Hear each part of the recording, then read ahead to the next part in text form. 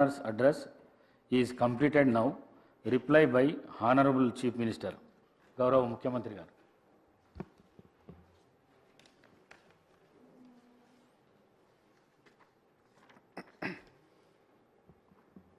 ధన్యవాదాలు speaker sir.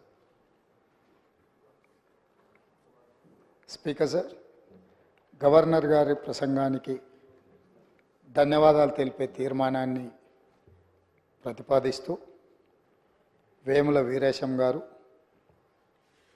Seconder కింద NM Srinivasa Reddy గారు సమర్థిస్తూ వారు ప్రసంగించడం జరిగింది. అదేవిధంగా ఈ చర్చలో బీఆర్ఎస్ పార్టీ నుంచి డాక్టర్ పల్లా రాజేశ్వరరెడ్డి గారు, భారతీయ జనతా పార్టీ నుంచి పాయల్ శంకర్ గారు, ఏఐఎంఐఎం నుంచి శ్రీ అక్బరుద్దీన్ ఓవైసీ గారు, సిపిఐ నుంచి కూనంనేని సాంబశివరావు గారు వివిధ అంశాలను ప్రస్తావిస్తూ వారు మాట్లాడినారు. గవర్నర్ గారి ప్రసంగానికి ధన్యవాదాలు తెలిపే ఈ చర్చలో పాల్గొంటూ ప్రధానంగా అధ్యక్ష, ఈ రాష్ట్ర ఏర్పాటు ప్రక్రియకు మీరు సజీవ సాక్షి. తెలంగాణ రాష్ట్ర సాధన క్రమంలో ప్రజల యొక్క ఆలోచన, ప్రజల యొక్క భాగస్వామ్యము ఇవన్నీ మనం కళ్ళారా చూసాం. మంత్రివర్యులుగా, ఎంపీపీగా ఉద్యమం జరుగుతున్న సందర్భంలో ప్రజలతో కలిసి మీరు, మనము అందరం ఆ రోజు తెలంగాణ రాష్ట్ర సాధనకు చేసిన ప్రయత్నం అంతా మీకు ఇంకా గుర్తుండే ఉంటుంది, మాకందరికీ కళ్ళ ముందు ఇంకా కదులుతూనే ఉంది. తెలంగాణ భౌగోళిక రాష్ట్రం మాత్రమే కాదు అధ్యక్ష, 4 కోట్ల ప్రజల భావోద్వేగం తెలంగాణ రాష్ట్రం అంటే. మనందరికీ రాష్ట్రం ఒక ఎమోషన్. తెలంగాణ చరిత్ర లోతుల్లోకి వెళ్ళి చూస్తే అడుగడుగున ఉద్వేగం, గుండె బరువెక్కే సందర్భాలు, సంఘటనలే ఉంటాయి. ఇలాంటి సంఘటనలు సుదీర్ఘ పోరాటం, వందలాది ప్రాణ త్యాగాలు, విద్యార్థులు ఫనంగా పెట్టిన జీవితాలు తెలంగాణలో తండాలలో, గూడాలలో, మారుమూల పల్లెల్లో మనకు కనిపిస్తాయి. ఏది ఏమైనా జూన్ 2, 2014 ఈ నేపథ్యంలో తెలంగాణ రాష్ట్రం ఏర్పడ్డది. ఈ రాష్ట్ర ఆవిర్భావము, గొప్ప ఆశయాలు, అద్భుతమైన కళలతో 4 కోట్ల ప్రజలు తమ జీవితంలో ఒక కొత్త ప్రయాణాన్ని మొదలుపెట్టిండ్రు అధ్యక్ష. ఎన్నో ఆకాంక్షలు, ఎన్నో ఆలోచనలతో 60 సంవత్సరాల సుదీర్ఘ పోరాటంలో కన్న కళలను నిజం చేసుకోవాలన్న ఆలోచనతో, ఉజ్వల భవిష్యత్తు ఉండాలని, బడుగు బలైన దళిత గిరిజన మైనారిటీ వర్గాలు, మహిళలు తమకు రక్షణ ఉంటుందని, తమ జీవితాలలో వెలుగు వస్తుందని, తాము ఆశించిన, తాము సాధించుకున్న తెలంగాణలో తమ కళలు నెరవేరుతాయని ఆకాంక్షించారు అధ్యక్ష. 9.5 సంవత్సరాల తర్వాత ఈరోజు ఈ సభలో మనందరం మళ్ళీ తెలంగాణ నేపథ్యాన్ని, 9.5 సంవత్సరాల గత పాలనలో జరిగిన అంశాలను ప్రస్తావించుకుంటూ, ఇంకా కూడా ఆనాటి విధ్వంసకరమైన పరిస్థితులు, ఆధిపత్యం చెలాయించడం, పోలీసులను పెట్టి అణిచివేయడం, ప్రభుత్వం మారినా, మన జీవితాలలో మార్పు వచ్చినా ఇంకా భయం మనల్ని వెంటాడుతూనే ఉంది అధ్యక్ష. ఎందుకు నేను ఈ మాట చెప్తున్నా అంటే, ప్రజలు వ్యక్తులకు, కుటుంబాలకు వ్యతిరేకంగా స్పష్టమైన తీర్పునిచ్చి మీ విధానాలను, మీ ఆలోచనలను, మీ విధ్వంసకరమైన ధోరణిని మేము తిరస్కరించినము. కాబట్టి మీలో మార్పు రావాలి, అందుకే మీ అధికారాన్ని మార్చినాము. ప్రధాన ప్రతిపక్షంగా మీ బాధ్యతను నెరవేర్చాలని ప్రధాన ప్రతిపక్ష హోదా వారికి ఇచ్చి ప్రజలు ఇంకొక అవకాశాన్ని ఇచ్చే ప్రయత్నం చేశారు. దురదృష్టవశాత్తు గవర్నర్ గారి ప్రసంగం రోజు ప్రధాన ప్రతిపక్ష నాయకుడు హాజరు కాలేదు. ఈరోజు ఈ చర్చలో అయిన వారు సుదీర్ఘమైన రాజకీయ అనుభవము, పరిపాలనలో వారికి అనుభవం ఉన్నది, 80,000 పుస్తకాలు చదివిన తెలంగాణ రాష్ట్రంలో అందరికంటే అతి గొప్ప మేధావిని అని వారు పదే పదే వారు ప్రస్తావిస్తుంటారు. ఆ మేధావితనం ఈ 4 కోట్ల తెలంగాణ ప్రజల యొక్క అభ్యున్నతి కోసం వారు ఉపయోగించి ఈ సభలో మా ప్రభుత్వం తీసుకుంటున్న నిర్ణయాలను సహేతుకంగా విశ్లేషించి ప్రస్తావించి ఏమైనా సలహాలు సూచనలు ఇచ్చి ఈ ప్రభుత్వం తీసుకుంటున్న నిర్ణయాలలో ఏమైనా ప్రజలకు ఇబ్బంది కలిగే అంశాలు ఏమైనా ఉంటే వాటిని సవరించి వారు సూచన చేస్తే వారి సూచనలు తీసుకొని ప్రతిపక్షాన్ని ప్రతిపక్ష నాయకుడిని గౌరవించి మా ప్రభుత్వము ప్రజాపాలన అందించాలన్న ఆలోచనతో సభలోకి వచ్చినాం అధ్యక్ష. కానీ ప్రధాన ప్రతిపక్ష నాయకుడు రాకపోవడం, ఆ కుర్చీ ఖాళీగా ఉండడం ఈ సభ యొక్క గౌరవానికి మంచిది కాదని చెప్పి తమరి ద్వారా ప్రతిపక్ష నాయకుడికి సూచన చేస్తున్న అధ్యక్ష.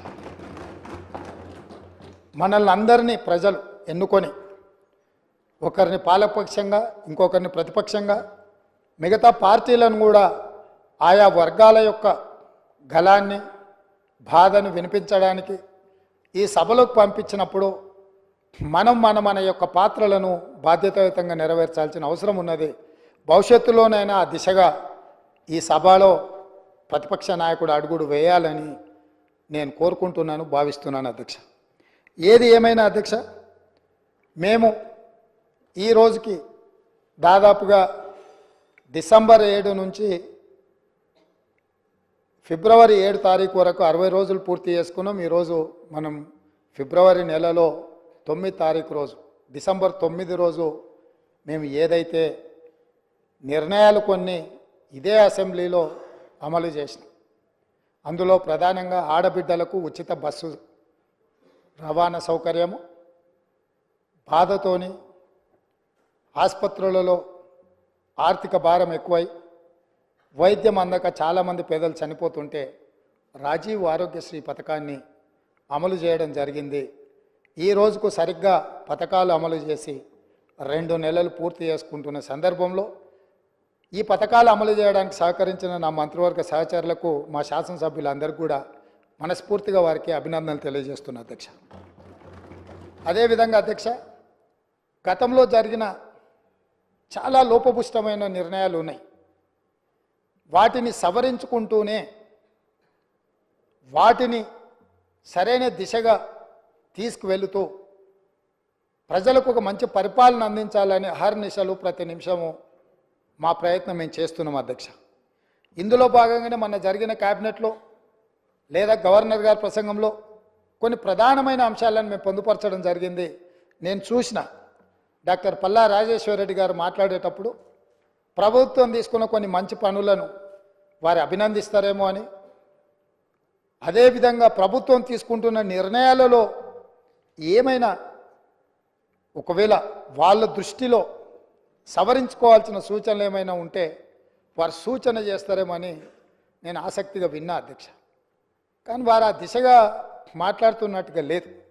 వాళ్ళ నాయకుడిని ఒప్పించడానికో మెప్పించడానికో మా మీద దాడి చేసినట్టుగానే వారు మాట్లాడుతున్నారు. పర్వాలేదు, వారు అదే వాళ్ళ విధానం అయితే ప్రజలు గమనిస్తూనే ఉన్నారు అధ్యక్ష. అందుకే అధ్యక్ష, ఈ సందర్భంగా మీ ద్వారా 4 కోట్ల తెలంగాణ ప్రజల ముందు కొన్ని అంశాలను నేను ప్రస్తావించదలుచుకున్నా. మా మంత్రివర్గంలో తీసుకున్న నిర్ణయాల మీద ప్రధానంగా తెలంగాణ ఉద్యమం సందర్భంగా ఏ వీధుల్లో చూసినా, ఏ వాహనం చూసినా, చాలామంది ఉద్యమకారుల గుండెల మీద కూడా టీజీ అని పచ్చబొట్టు పొడిపించుకున్న సందర్భాలు, ఉదంతాలు మనం చాలా చూసినాం. బండ్ల మీద రాసుకోవడమే కాదు, ఆనాడు ఏపీ అని ఉంటే ఏపీ వద్దు, టీజీ ఉండాలి, టీజీ కావాలి అని బండ్ల మీద టీజీ రాసుకోవడమే కాదు, గుండెల మీద కూడా పచ్చబొడిపించుకున్న సందర్భాలు, తమ రక్తాన్ని చిందించి ఆ రక్తంతో గోడల మీద రాతలు రాసిన యువకులు టీజీ అని రాసుకున్నారు అధ్యక్ష.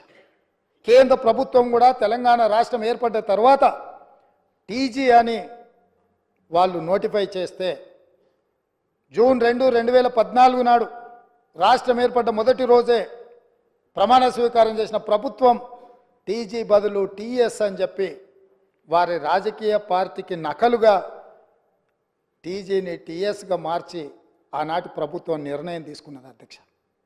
అందుకే మేము జరిగిన తప్పిదాన్ని సవరిస్తూ ఈ రాష్ట్రం టీఎస్ కాదు తెలంగాణ ప్రజలు, ఈ రాష్ట్రం టీఎస్ కాదు తెలంగాణ ప్రజలు కోరుకున్న విధంగా టీజీ ఉండాలి, తెలంగాణ ప్రజల యొక్క ఆత్మగౌరవం త్యాగాలు ప్రతిఫలించాలి అన్న ఆలోచనతోని మా ప్రభుత్వం మా మంత్రివర్గం టీఎస్ను టీజీగా మార్చింది. టీజీగా మార్చినందుకు స్వాగతిస్తారనుకున్న ఆ వైపు నుంచి ప్రభుత్వాన్ని అభినందిస్తారనుకున్న అధ్యక్ష. కానీ అది నిరాశనే కలిగించింది. అయినా మేమేం అధైర్యపడాలన్న ఆలోచనలో లేము, మేము ముందుకు వెళ్తాం అధ్యక్ష. అదేవిధంగా అధ్యక్ష, అధికారిక చిహ్నం ఎక్కడైనా ఏ రాష్ట్రంలో అయినా ఏ దేశంలో అయినా ఈ ప్రపంచంలో రాచరిక వ్యవస్థను కాదని ప్రజాస్వామిక పాలన ఉండాలని వేలాది లక్షలాది మంది పోరాట యోధులై యుద్ధంలో ముందు భాగాన నిలబడి రక్తం చిందించి నేల కొరిగి ప్రజాస్వామిక పరిపాలనను సాధించుకున్నారు. ఆ కోవలో భాగంగానే తెలంగాణ రాష్ట్రం నిజాంలకు రజాకర్లకు వ్యతిరేకంగా నిటారుగా నిలబడి కొట్లాడి విముక్తి పొందినరు. ఇదే కాదు, ఆనాడు కాకతీయ సామ్రాజ్యానికి వ్యతిరేకంగా సమ్మక్క సారలక్క వీళ్ళందరూ పోరాటం చేసి పన్ను కట్టమంటే పన్ను కట్టమని తిరగబడి త్యాగాలు చేసిన సమ్మక్క సారలమ్మ జాతర మనం ఈరోజు ఆదివాసి బిడ్డలు జంపన్న వాగులో తలార స్నానం చేసి అక్కడికి వెళ్ళి దేవుణ్ణి దర్శించుకుంటున్నాం. అలాంటి త్యాగాల పునాదుల మీద ఏర్పడ్డ ఈ తెలంగాణ రాష్ట్రం, పోరాటాలతో ఏర్పడ్డ ఈ తెలంగాణ రాష్ట్రంలో రాష్ట్ర అధికారిక చిహ్నంలో ఒక పక్కన చార్మినార్, ఇంకొక పక్కన కాకతీయుల ఆనవాళ్ళు ఉన్నాయంటే రాచరిక పోకడులు ఏ విధంగా ఉన్నాయి, పాలకుల యొక్క ఆలోచన ప్రజాస్వామ్యానికి వ్యతిరేకంగా రాచరిక పోకడలతో రాష్ట్ర అధికారిక చిహ్నంలో రాజదర్పాలు ఉట్టిపడుతుంటే ఇంకా కూడా మనము గులాములుగా వెట్టి చాకిరి చేస్తూ బ్రతకాల్సిందేనా అన్న ఆలోచనతోటి మా మంత్రివర్గం అంతా ఆలోచన చేసి రాచరిక పోకడలు రాచరికపు ఆనవాళ్ళు ఉండడానికి వీల్లేదు. ఈ రాష్ట్రం ప్రజాస్వామిక రాష్ట్రం, ఈ రాష్ట్రంలో ప్రజలు ఎన్నుకున్న ప్రభుత్వం ఉంది, ప్రజాపాలన సాగుతుంది అని చెప్పి అధికారిక చిహ్నాన్ని మార్చాలన్న నిర్ణయం తీసుకున్నాం. ఆ నిర్ణయాన్నైనా వాళ్ళు స్వాగతిస్తారేమని చూసినాం అధ్యక్ష. గవర్నర్ గారి ప్రసంగంలో ఈ అంశాలన్నీ కూడా ప్రస్తావించిన ఎక్కడ కూడా వాళ్ళ యొక్క సానుకూలత ఈ విషయంలో కనిపించలేదు అధ్యక్ష. అదేవిధంగా అధ్యక్ష, మనమందరం తెలంగాణ బిడ్డలం, దళితులు, గిరిజనులు, బలహీన వర్గాలు, తండాలలో, గూడెలలో, ఆదివాసీలు, అడవి బిడ్డలు, మైనారిటీలు, మహిళలు, మన అందరికీ తెలంగాణ తల్లి అంటే మన అమ్మ, మన అక్క, మన సోదరి. మనం కల్లారా చూసిన మన అమ్మలు, మన అక్కలు, మన కుటుంబ పెద్దలు ఎవ్వరు కూడా వజ్ర వైదూర్యాలతోని కిరీటాలు పెట్టుకొని వడ్డానాలు పెట్టుకొని మనం ఎన్నడూ మన తెలంగాణ తల్లిని చూడలేదు అధ్యక్ష. కొంతమంది రాజులు, రాచరిక పోకడులు ఉన్న వాళ్ళు గడిలలో ఉన్న పెత్తందారులు ఏమైనా కిరీటాలు పెట్టుకున్నారేమో, భుజకీర్తులు పెట్టుకున్నారేమో, నడుములకు వడ్డానాలు పెట్టుకున్నారేమో మాకు తెలియదు. కానీ మా అమ్మలు నడుము బిగించి కొంగు చాకలి ఐలమ్మలాగా పోరాటాలు చేసిన స్ఫూర్తి ఈ గడ్డ మీద ఉన్నది. చాకలి ఐలమ్మ స్ఫూర్తిగా తెలంగాణ తల్లి ఉంటుందని మేము అనుకున్నాం. తెలంగాణ తల్లి అంటే ధీశాలి పోరాట యోధురాలుగా ఉంటుంది, లేకపోతే దర్పం ఉట్టిపడే, కళ్ళల్లో కాంతి, ముఖంలో వర్చస్సు, చూపులో ప్రేమ ఆప్యాయత. ఒక తల్లి తన బిడ్డను ఎంత ఇష్టంగా ఎంత ప్రేమగా చూస్తుందో ఆ విధంగా తెలంగాణ తల్లి ఉంటుంది అని మేము ఆశించినాం, ఉండాలని మేము ఆశించినాం. కానీ రాచరిక పోకడలతో, కిరీటాలు, వజ్ర వైదూర్యాలతో తెలంగాణ తల్లిని మనకు రుద్దాలనే ప్రయత్నం చేసిండ్రు. అందుకే కవులు కళాకారులకు నిలయమైన ఈ తెలంగాణ రాష్ట్రంలో కవుల కళాకారుల నుంచి సూచన తీసుకొని మన అమ్మలాగా మన తెలంగాణ తల్లి ఉండాలి, ఆ తెలంగాణ దర్పం ఉట్టిపడే విధంగా తెలంగాణ తల్లి ఉండాలని మంత్రివర్గం నిర్ణయం తీసుకుంటే కనీసం తెలంగాణ తల్లి విషయంలోనైనా రాజకీయ విభేదాలను ఆలోచనలను పక్కన పెట్టి ప్రతిపక్షం కలిసి వస్తుందేమో అని మేము చూసినాం అధ్యక్ష. కానీ మాకు నిరాశనే మిగిలింది అధ్యక్ష. అదేవిధంగా అధ్యక్ష, ఆనాడు Osmania university, Kakatiya university, Palamuru university, Mahatma Gandhi university, ఏ యూనివర్సిటీ, ఏ కాలేజు, ఏ పాఠశాల, ఏ నగరం చూసినా, ఏ పట్టణం చూసినా ఏ గ్రామం చూసినా ఏ వీధి చూసినా ఆనాడు మారుమోగిన గీతం జయ జయ హే తెలంగాణ. ఈ గానం అందశ్రీ అనే ఒక కవి తెలంగాణ ప్రజలకు అందించి గుండెల నిండా ఊపిరి పీల్చుకొని లక్షలాది మంది తెలంగాణ ఉద్యమకారులు, నిరుద్యోగ యువకులు, విద్యార్థులు తెలంగాణ ఉద్యమంలో ముందు భాగాన నిలబడి పోరాటం చేసి ఆనాటి పాలకుల యొక్క దాష్టికానికి నేల కొరిగినా కూడా జయ జయ హే తెలంగాణ నినాదంతో ఈ తెలంగాణ రాష్ట్రాన్ని సాధించినరు. ఈ రాష్ట్రాన్ని సాధించిన జయ జయ హే తెలంగాణ గీతం ఈ తెలంగాణ రాష్ట్రీయ గీతంగా మారుతుంది అని చెప్పి 4 కోట్ల తెలంగాణ ప్రజలు భావించిండ్రు, ఆశించిండ్రు, ఆకాంక్షించిండ్రు. కానీ ఈ గొప్పతనం ఒక దళిత బిడ్డకు, ఈ గొప్పతనం ఆనాడు ఉద్యమాన్ని ఉవ్వెత్తున ముందుకు నడిపించిన ఒక ఉద్యమకారుడికి ఇవ్వకూడదన్న ఆలోచనతో, కుట్రతో నాటి పాలకులు జయ జయ తెలంగాణ గానాన్ని, గీతాన్ని తెలంగాణలో వినిపించకుండా నిషేధించినంత పనిచేసిండ్రు అధ్యక్ష. అందుకే ఈరోజు ఆ ఉద్యమ స్ఫూర్తితో ఉద్యమాలను గౌరవించే పార్టీగా, ప్రజల పోరాటాలను గుర్తించి, ప్రజల యొక్క ఆకాంక్షలను మన్నించి, ప్రజల యొక్క ఆలోచనలకే అనుకూలంగా పరిపాలన అందించిన పార్టీగా జయ హే జయ హే తెలంగాణ గీతాన్ని రాష్ట్రీయ గీతంగా ఆమోదించినాం. కనీసం దాన్నైనా, కనీసం ఆనాడు ఉద్యమం, ఆనాడు రాష్ట్ర సాధనలో గత 9.5 సంవత్సరాలు వాళ్ళు అనుభవించిన అధికారానికి పునాదులు వేసిన ఈ గీతాన్ని రాష్ట్రీయ గీతంగా మేము ఆమోదిస్తే అభినందిస్తారేమో, అభినందించకపోయినా ఆహ్వానిస్తారేమో అని చెప్పి 4 కోట్ల తెలంగాణ ప్రజలు ఎదురు చూస్తే నిరాశనే మిగిలింది అధ్యక్ష. మేమేమన్నా అతిగా ఏమైనా ఆలోచన చేస్తున్నామా, అతిగా ఏమైనా ఆశిస్తున్నామా, లేకపోతే ఏమైనా అడగకూడని ఆశించింది ఏమైనా మేము ఆలోచన చేస్తున్నామా నాకైతే అర్థం కాలేదు అధ్యక్ష. మీరైనా మాకేమైనా మా ఆలోచనలో తప్పు ఉంటే మాకు సూచన చేయండి. ఇన్ని గొప్ప నిర్ణయాలు తీసుకున్న ఈ ప్రభుత్వాన్ని అభినందించడానికి ప్రతిపక్ష నాయకుడిగా వారు అక్కడ కూర్చొని ఈ ప్రభుత్వం ఈ మంచి చేసింది, ఈ మంచిని మేము ఆహ్వానిస్తున్నాం, ఈ మంచి జరగాల్సిందే, ఇగో ఈ పరిపాలనలో మీరు తీసుకున్న నిర్ణయాలలో ఈ లోపాలు ఉన్నాయి, ఈ లోపాలను మీరు మార్చుకోండి, ప్రజలకు మంచి పాలనను ఇవ్వండి అని ప్రధాన ప్రతిపక్ష నాయకుడు అక్కడ కూర్చొని సూచన చేసినుంటే వారి గౌరవం పెరిగేదే తప్ప వారి గౌరవం తగ్గదు అధ్యక్ష. ఆ కుర్చీ అట్లా ఖాళీగా కనిపించడం ఈ సభకి ఏమైనా శోభ తెస్తుందా అధ్యక్ష? ఎందుకు వారు అట్లా ఖాళీగా పెట్టి సభకు గైరాజరవ్వడం అనేది ఈ తెలంగాణ సమాజానికి ఏమైనా ప్రయోజనం ఉంటుందా అధ్యక్ష? మీరు ఆలోచన చేయండి.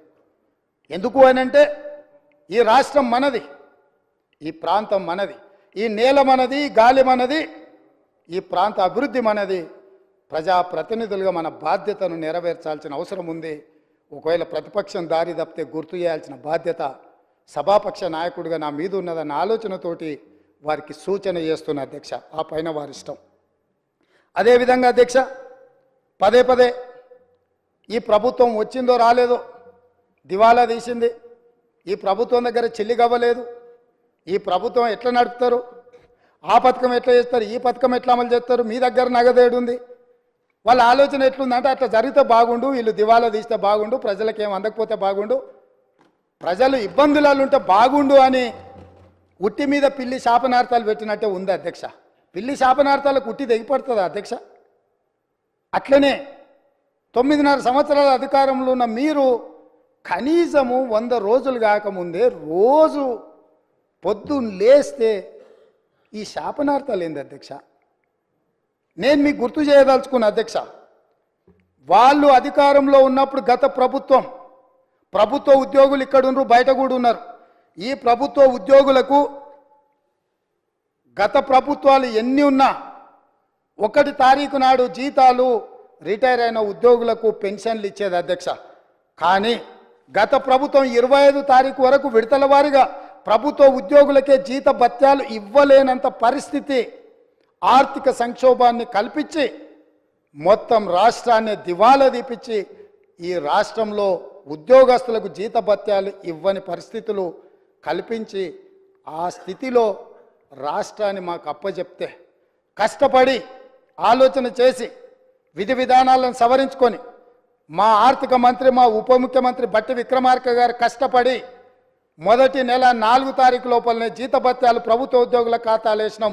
ఈసారి మొదటి తారీఖు నాడు ఈ రాష్ట్ర అభివృద్ధి కోసం అభ్యున్నతి కోసం నిరంతరం పనిచేస్తున్న ఉద్యోగస్తులకు మొదటి తారీఖు నాడు జీతభత్యాలు వాళ్ళ ఖాతాలో వేసినాం. మీరు వారి క్లారిఫికేషన్లో మాట్లాడొచ్చు అధ్యక్ష, వారు ఏదైనా ఉంటే సో మేము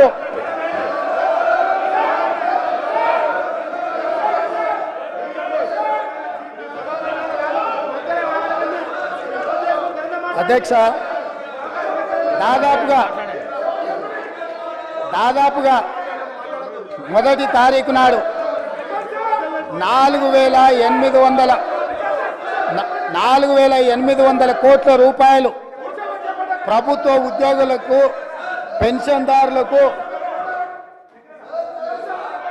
speaker sir I'm not yielding శాసనసభ వ్యవహారాల మంత్రిగా వారు పనిచేసిన అనుభవం ఉంది హరీష్ రావు గారికి. శాసనసభ వ్యవహారాల మంత్రిగా సభానాయకుడు నిలబడి మాట్లాడుతున్నప్పుడు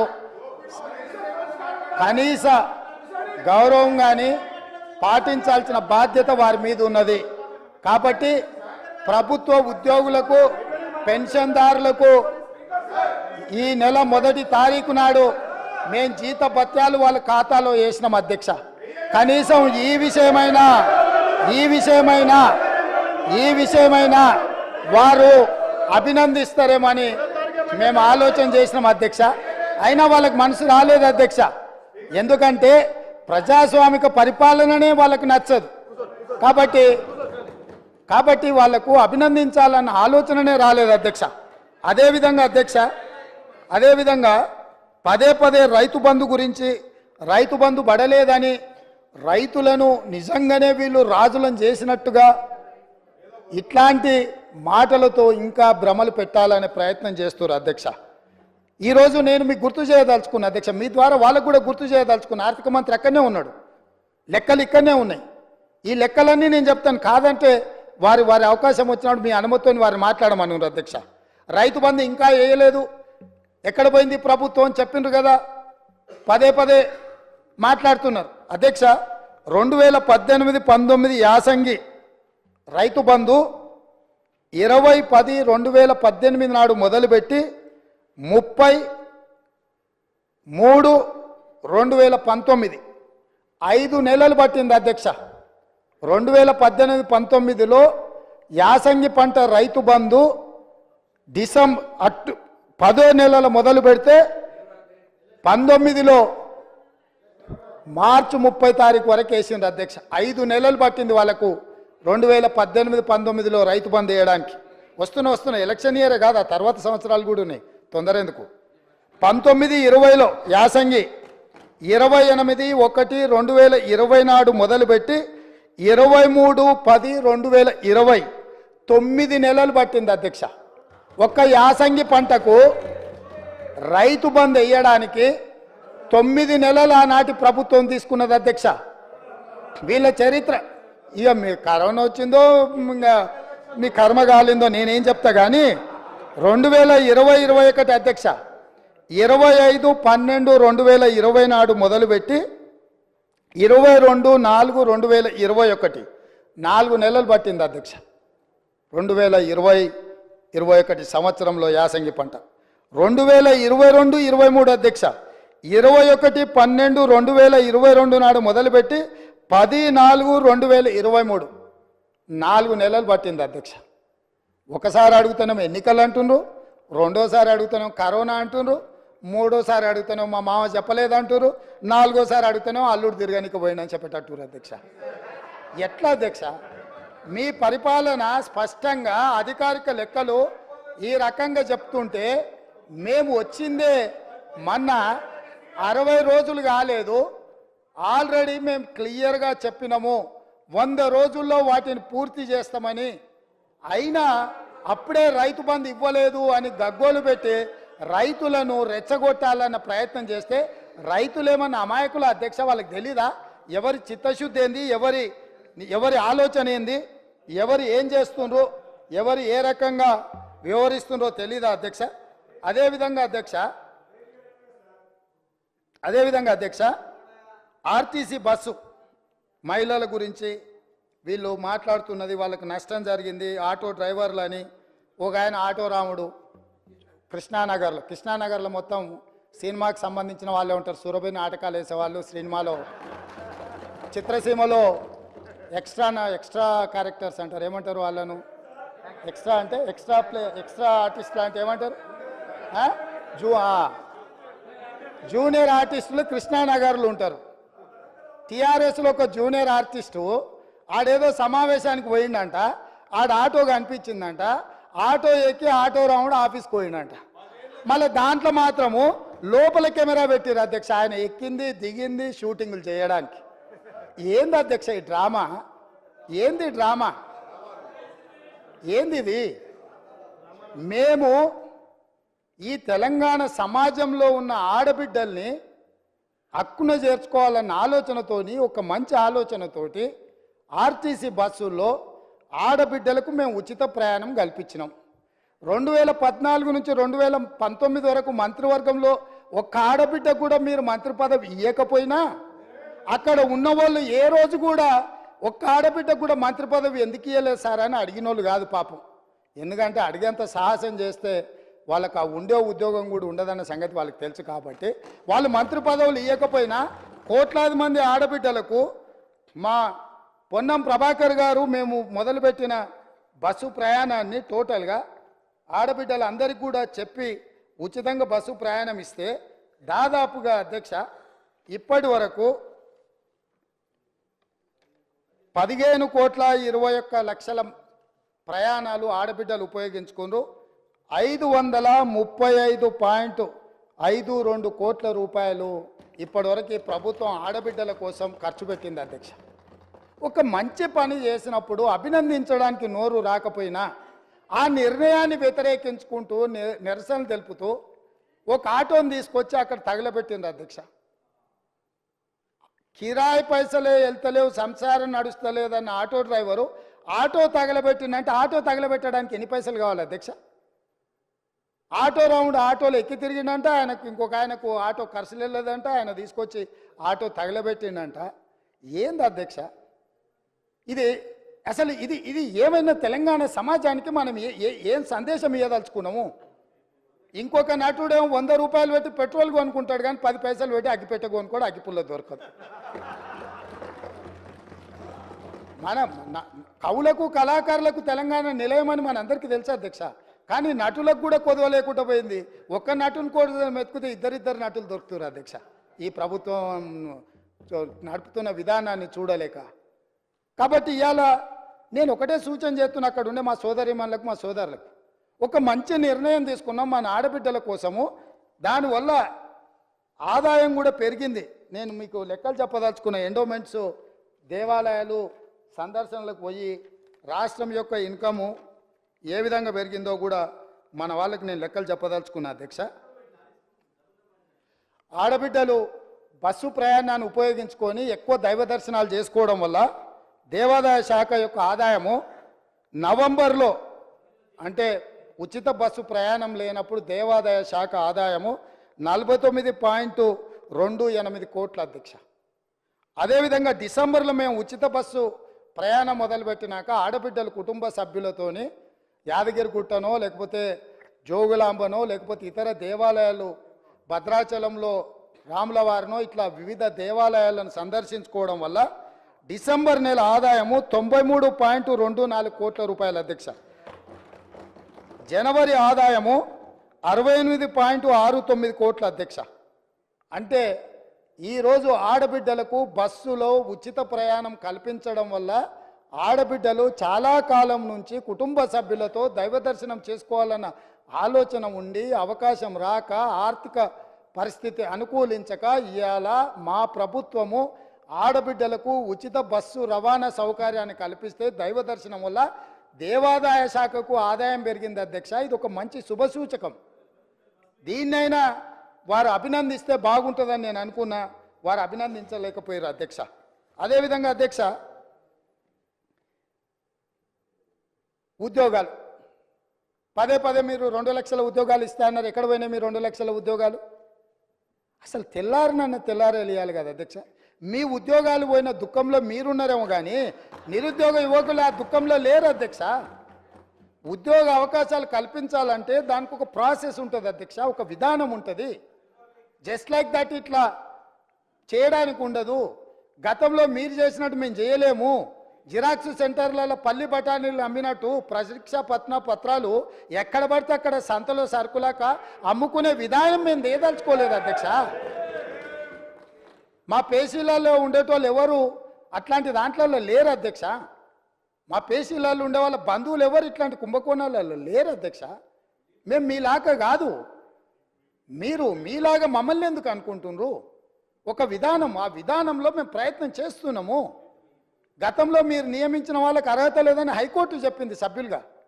వాళ్ళని తొలగించమంటే, రాజీనామా చేయమని అంటే వాళ్ళు విస్మించు కూర్చుంటే కొన్ని విధి విధానాల వల్ల వాళ్ళని తొలగించడానికి కొంత ఆలస్యమైంది. వాళ్ళ వెనకాల కూడా మరి మీరే ఉన్నారా అంటే నాకు తెలియదు, అది మీరు చెప్పాలి ఉన్నారో లేరో. ఏదేమైనా వాళ్ళని తొలగించడము, కొత్తగా నోటిఫికేషన్ ఇవ్వడం, కొత్తగా ఆహ్వానించడం, చైర్మన్గా అదేవిధంగా సభ్యులుగా నియమించడం, ఇదంతా కూడా ఒక ప్రాసెస్. ఇదే కాకుండా గతంలో ఇచ్చిన నోటిఫికేషన్లకు కూడా ఎంతసేపు మీ ఉద్యోగాలను రెన్యువల్ చేసుకోవాలన్న ఆలోచనలో పడి ఆ తాపత్రయంలో మీరు వాళ్ళ ఉద్యోగ నియామకాలు చేపట్టకపోవడం వల్ల వైద్య ఆరోగ్య శాఖలో మీరు నియామకాలు చేపట్టకుండా వదిలేస్తే మేము వచ్చి ఆ సమస్యలు పరిష్కరించి పెద్దలు దామోదర్ రాజనరసింహ గారు మొట్టమొదట ఆ కార్యక్రమాన్ని చేపట్టి 6,956 స్టాఫ్ నర్సు ఉద్యోగాలు ఎల్బీ స్టేడియంలో నియామక పత్రాలు వాళ్ళకి అందజేసినాం అధ్యక్ష. ఇది మా చిత్తశుద్ధి. అదేవిధంగా మొన్నటికి మొన్న సింగరేణి బొగ్గు గని కార్మిక సంఘంలో 2 సార్లు వాళ్ళే అధికారిక కార్మిక సంఘంగా ఎన్నికైనరు. కానీ ఏనాడు ఆ కార్మికుల బాగుల గురించి ఆలోచన చేయలే. అందులో కూడా ప్రశ్నాపత్రాలల్లా అదేవిధంగా ఇచ్చిన టెండర్లలో ఏం జరిగిందో భవిష్యత్తులో తేలుతుంది. కారుణ్య నియామకాలు కూడా చేపట్టలే.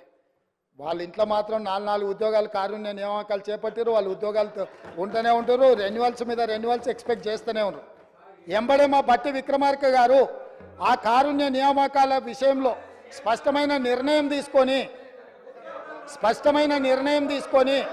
441 కారుణ్య నియామకాలు మొన్నటికి మొన్న నక్లెస్ రోడ్లో అంబేద్కర్ సాక్షిగా ఉద్యోగ నియామకాలు చేపట్టిన అధ్యక్ష.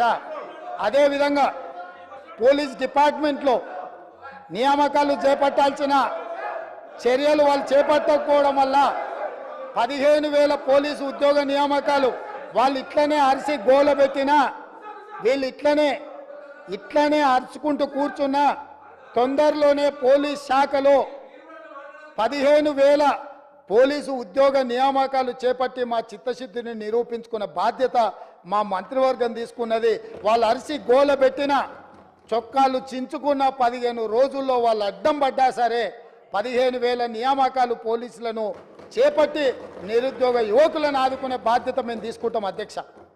కాబట్టి ఇవాళ గ్రూప్ 1లో కూడా పరీక్షలు లోపభూయిష్టంగా నిర్వహించడం వల్ల high court single bench, high court divisional bench అన్ని కోర్టులు వీళ్ళు అవలంబించిన విధానాలను కోర్టు కొట్టేస్తే లక్షలాది మంది నిరుద్యోగ యువకులు పరీక్షలు రాసి మీ చేతగాని తనం వల్ల వాళ్ళ జీవితాలతో చెలగాటం ఆడుతుంటే కొత్త బోర్డునేసి అదనంగా ఖాళీలను అన్నిటిని కూడా కలిపి ఈరోజు గ్రూప్ 1 పరీక్షలకు మా ప్రభుత్వం క్లియరెన్స్ ఇచ్చింది.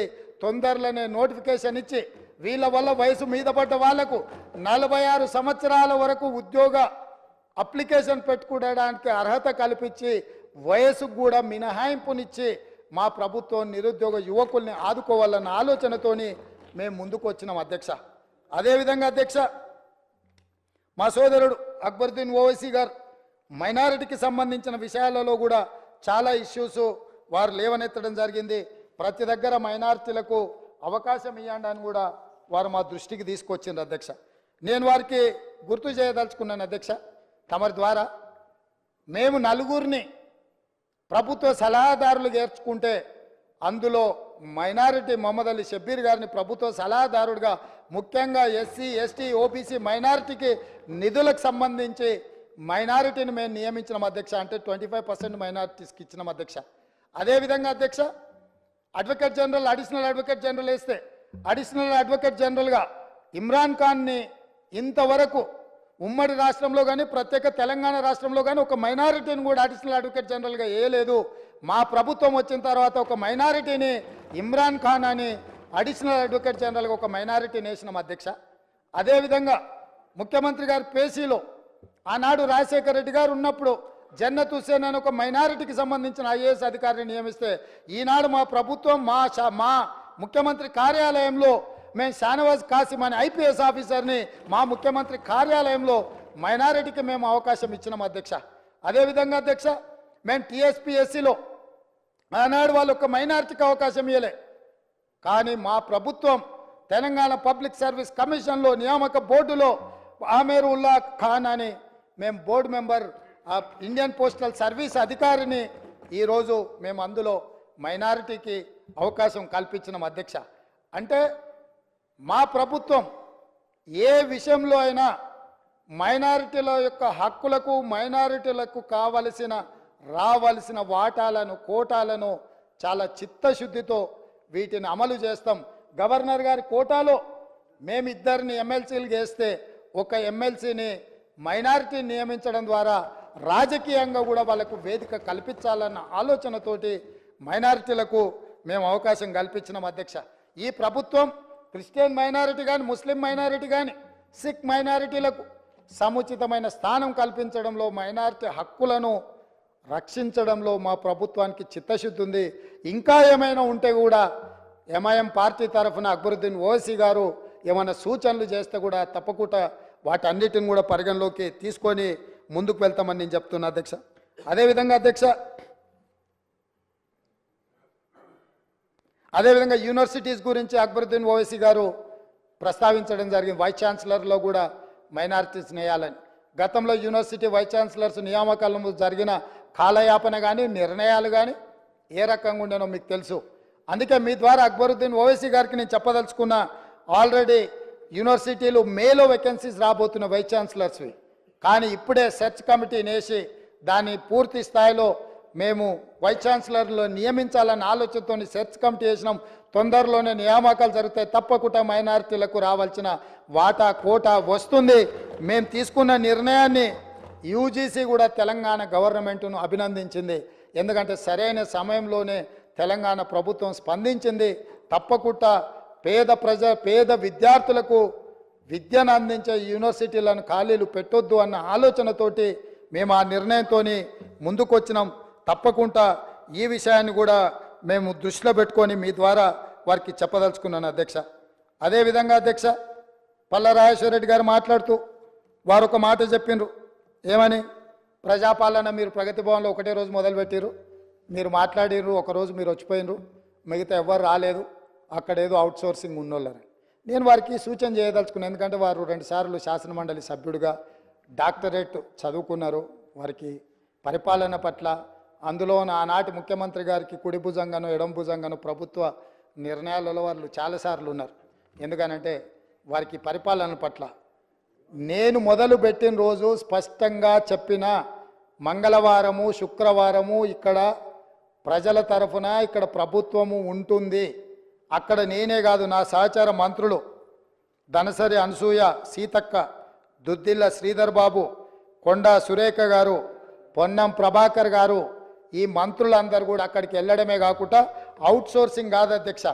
వీళ్ళకు మరి ఐఏఎస్లకు అవుట్సోర్సింగ్కు పెద్ద తేడా తెలియదేమో. ఎందుకంటే రిటైర్ అయిన వాళ్ళందరినీ సలహాదారుల కింద పెట్టుకొని ఆ ఆలోచనతో మమ్మల్ని కూడా అట్లా అనుకుంటుండేమో. దివ్య అనే ఐఏఎస్ ఆఫీసర్ని ఫుల్ ఫ్లెడ్జ్డ్ ఆఫీసర్గా అక్కడ నియమించినాం. ఇదే కాకుండా 12 శాఖల నుంచి 21 మంది అధికారులను అక్కడ ఏర్పాటు చేసినాము. అదేవిధంగా అక్కడ హౌసింగ్ అంటే అక్కడ వచ్చే మెజారిటీ సమస్యలు ప్రజలు వస్తున్నాయి, ధరణి లేకపోతే హౌసింగ్. ఎవరి పాపం అధ్యక్ష ఇది? ఈ పాపాన్ని ఎవరు మూట కట్టుకున్నారు? ఆనాడు ఇందిరమ్మ ఇండ్లు మేము ఇస్తే 10 ఏళ్ళలో మీరు ఏ పేదోడికి ఇల్లు ఇవ్వకపోవడం వల్లనే కదా ఇవాళ వేలాది మంది పంజగుట్ట వరకు ట్రాఫిక్ జామ్ అయ్యే పరిస్థితులు. ప్రజలు మీరు ఎన్నడూ ఆ గేట్ల దగ్గరికే రానియలేదు కదా. 15 ఫీట్ల ముళ్ళ కంచెలు వేసి అడ్డం పెట్టి పోలీసుల పహారాల మధ్య మీరు కాపలా కాసి తెలంగాణ వాడు అనేటోడు ఎవడు ఆ వైపే కన్నెత్తి చూడకూడదని అడ్డుకొని కార్పొరేట్ కంపెనీలోళ్ళు పెద్ద పెద్ద కార్లలో లోపలికి బాజాబ్తా వస్తుంటే తెలంగాణ బిడ్డలు తెలంగాణ కోసం త్యాగం చేసిన వాళ్ళు రోడ్డు పక్కన ఆ పక్కన దోషులాగా నిలబడి అర్ధాకలితోని చూస్తుంటే పెద్ద పెద్ద ఎంపాల కార్లలో మీ దాంట్లోకి లోపలికి వచ్చి పోతూ ఉంటే వాళ్ళకేమో రాజస్వాగతం పలుకుతూ వీళ్ళని మాత్రం హీనంగా చూసిన రోజులు పోయి అక్కడుండే 15 ఫీట్ల ముళ్ళ కంచెల్ని 7 తారీఖు నాడే బద్దలు కొట్టినము.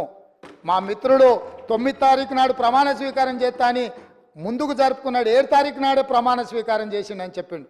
అవును, 9 బదులు 7 నాడే చేసిన. ఎందుకనంటే మాకందరికి ఆతృత ఉండే ఈ ముళ్ళ కంచెల్ని అర్జెంటుగా బద్దలు కొట్టాలి, ఆ గేట్లు బద్దలు కొట్టి తెలంగాణ బిడ్డల ప్రగతి భవన్ పేరు మీద గడిని నిర్మించుకొని దుర్మార్గమైన పాలన అందిస్తున్న ఆనవాళ్లను నేలమట్టం చేయాలన్న ఆలోచనతోని 9 తారీఖు అనుకున్న ప్రమాణ స్వీకారాన్ని 7 తారీఖు నాడు ఏ నిమిషంలో మేము ప్రమాణ స్వీకారం మొదలుపెట్టినామో ఆ నిమిషంలోనే ఆడ గేట్లు బద్దలు కొట్టి తెలంగాణ ప్రజలకు ప్రవేశం కల్పించినాం. ఆ ఆనందం చూస్తే శ్రీలంకలో రాజపక్షే రాజసౌధం మీద శ్రీలంక ప్రజలు ఏ రకంగా ఆ రోజు ప్రవర్తించినరో ఇక్కడ కూడా అదే విధంగా తెలంగాణ ప్రజలు అక్కడికి వచ్చారు అధ్యక్ష. ఇది కళ్ళ ముందు జరిగిన చరిత్ర. అందుకే 9 తారీఖు బదులు 7 తారీఖు నాడు ప్రమాణ స్వీకారం చేపట్టిన అధ్యక్ష. ఈ ముళ్ళ కంచెల్ని బద్దలు కొట్టడానికే ఆ గేట్లు బార్లా తెరిచి మా తెలంగాణ బిడ్డలు అందులోకి రావడానికి, ఎందుకంటే వాళ్ళ రక్తాన్ని చెమటగా మార్చి కట్టిన పన్నులతో కట్టిన సౌదాలు అవి మీకు శ్వేత సౌదాలేమో కానీ మీరు ఏ సౌదాలని మీరు అనుకుంటున్నారో మాకు తెలియదు. కానీ మా ప్రజలకు అక్కడి నుంచి మంచి పరిపాలన అందించాలన్న ఆలోచన మాది. అందుకే మేము దానికి జ్యోతిరావు పూలే పేరు పెట్టినాం అధ్యక్ష. బలహీన వర్గాలకు ఆరాధ్య దైవమన సామాజిక న్యాయానికి ప్రతీకైన జ్యోతిరావు పూలే పేరు దానికి పెట్టి అక్కడి నుంచి మంచి పరిపాలన అందించాలన్న ఆలోచన చేస్తున్నాం. కనీసం వాళ్ళనైనా ఆ నిర్ణయానైనా మీరు అభినందిస్తారేమో అనుకున్నాం, కానీ ఎందుకో మరి మీకు మనసు రాలే. అదేవిధంగా అధ్యక్ష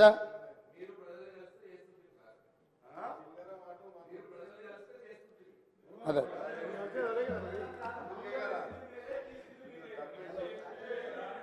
ఇక పాపం వాళ్ళ ఏంటంటే వాళ్ళకి ఆదర్శ దైవము వాళ్ళ కులదైవం కిరణ్ కుమార్ రెడ్డి గారే ఉన్నట్టున్నారు. ఎందుకంటే వాళ్ళకంటే ముందు కిరణ్ కుమార్ రెడ్డి గారే ఉండే, వారి వారసత్వం వీరు పుణుకుపుచ్చుకున్నట్టున్నారు. ఏదున్నా గత ప్రభుత్వం వేసిందంటే గత ప్రభుత్వం ఎవరు అధ్యక్ష? కిరణ్ కుమార్ రెడ్డి కదా. ఆ కిరణ్ కుమార్ రెడ్డి ఎవరు అధ్యక్ష? వాళ్ళకి ఆదర్శ రాముడా? ఇట్లున్నది వాళ్ళ అవగాహన. ఏం చేస్తాం, మేనేజ్మెంట్ కోటాలు వస్తే ప్రాబ్లమ్స్ ఉంటాయి అధ్యక్ష. చదువుకుంటే కొంచెం మెరిట్ ఉంటే ఈ సమస్యలు ఉండవు. కొంచెం అవగాహన కల్పించుకోవాలి అధ్యక్ష. గుంటూరులో చదువుకున్న వాసనలు ఇంకా పోయినట్లేవు అధ్యక్ష. అదేవిధంగా అధ్యక్ష, ఇట్లా తెలంగాణ చరిత్ర మసకబారిపోతే సానబట్టి వెలికి తీసి మట్టిలో మాణిక్యాలను బయటికి తేవాలన్న ప్రయత్నం మా ప్రభుత్వం చేస్తుంది. అందుకే ఈరోజు మేము ఈ విధానాలను అన్నిటిని కూడా ఒక బాధ్యతాయుతంగా ఒక యజ్ఞంగా మేము ముందుకు తీసుకెళ్తున్నాం అధ్యక్ష. వారు ఏ సూచన అయినా చేయొచ్చు.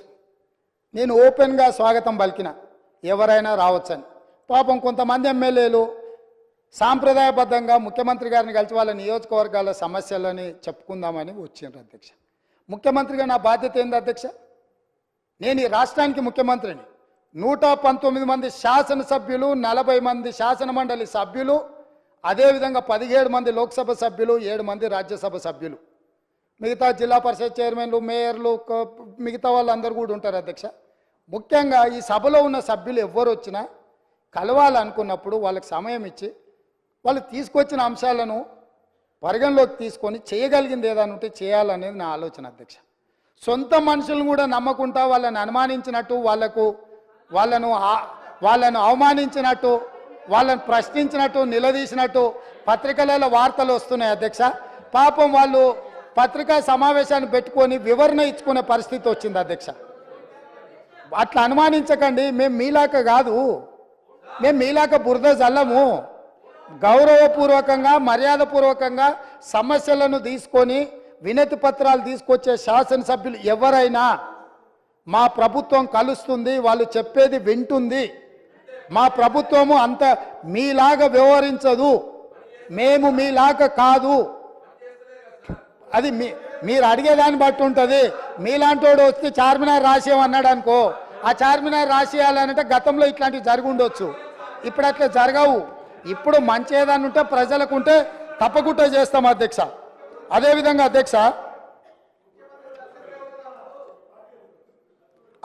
అధ్యక్ష అసదుద్దీన్ ఓవైసీ గారు ఈ బిల్డింగ్ పినలైజేషన్ బీపీఎస్ స్కీమ్ గురించి మాట్లాడడం జరిగింది.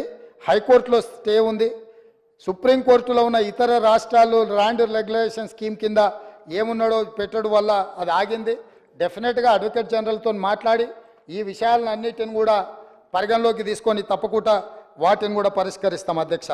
అదేవిధంగా అధ్యక్ష పెన్షన్ గురించి, ఓల్డ్ ఏజ్ పెన్షన్స్ గురించి కూడా పడట్లేదు అంటారు అధ్యక్ష. అసలు 2 నెలల ఆలస్యంగా గత ప్రభుత్వంలో చాలాసార్లు ఇచ్చారు అధ్యక్ష.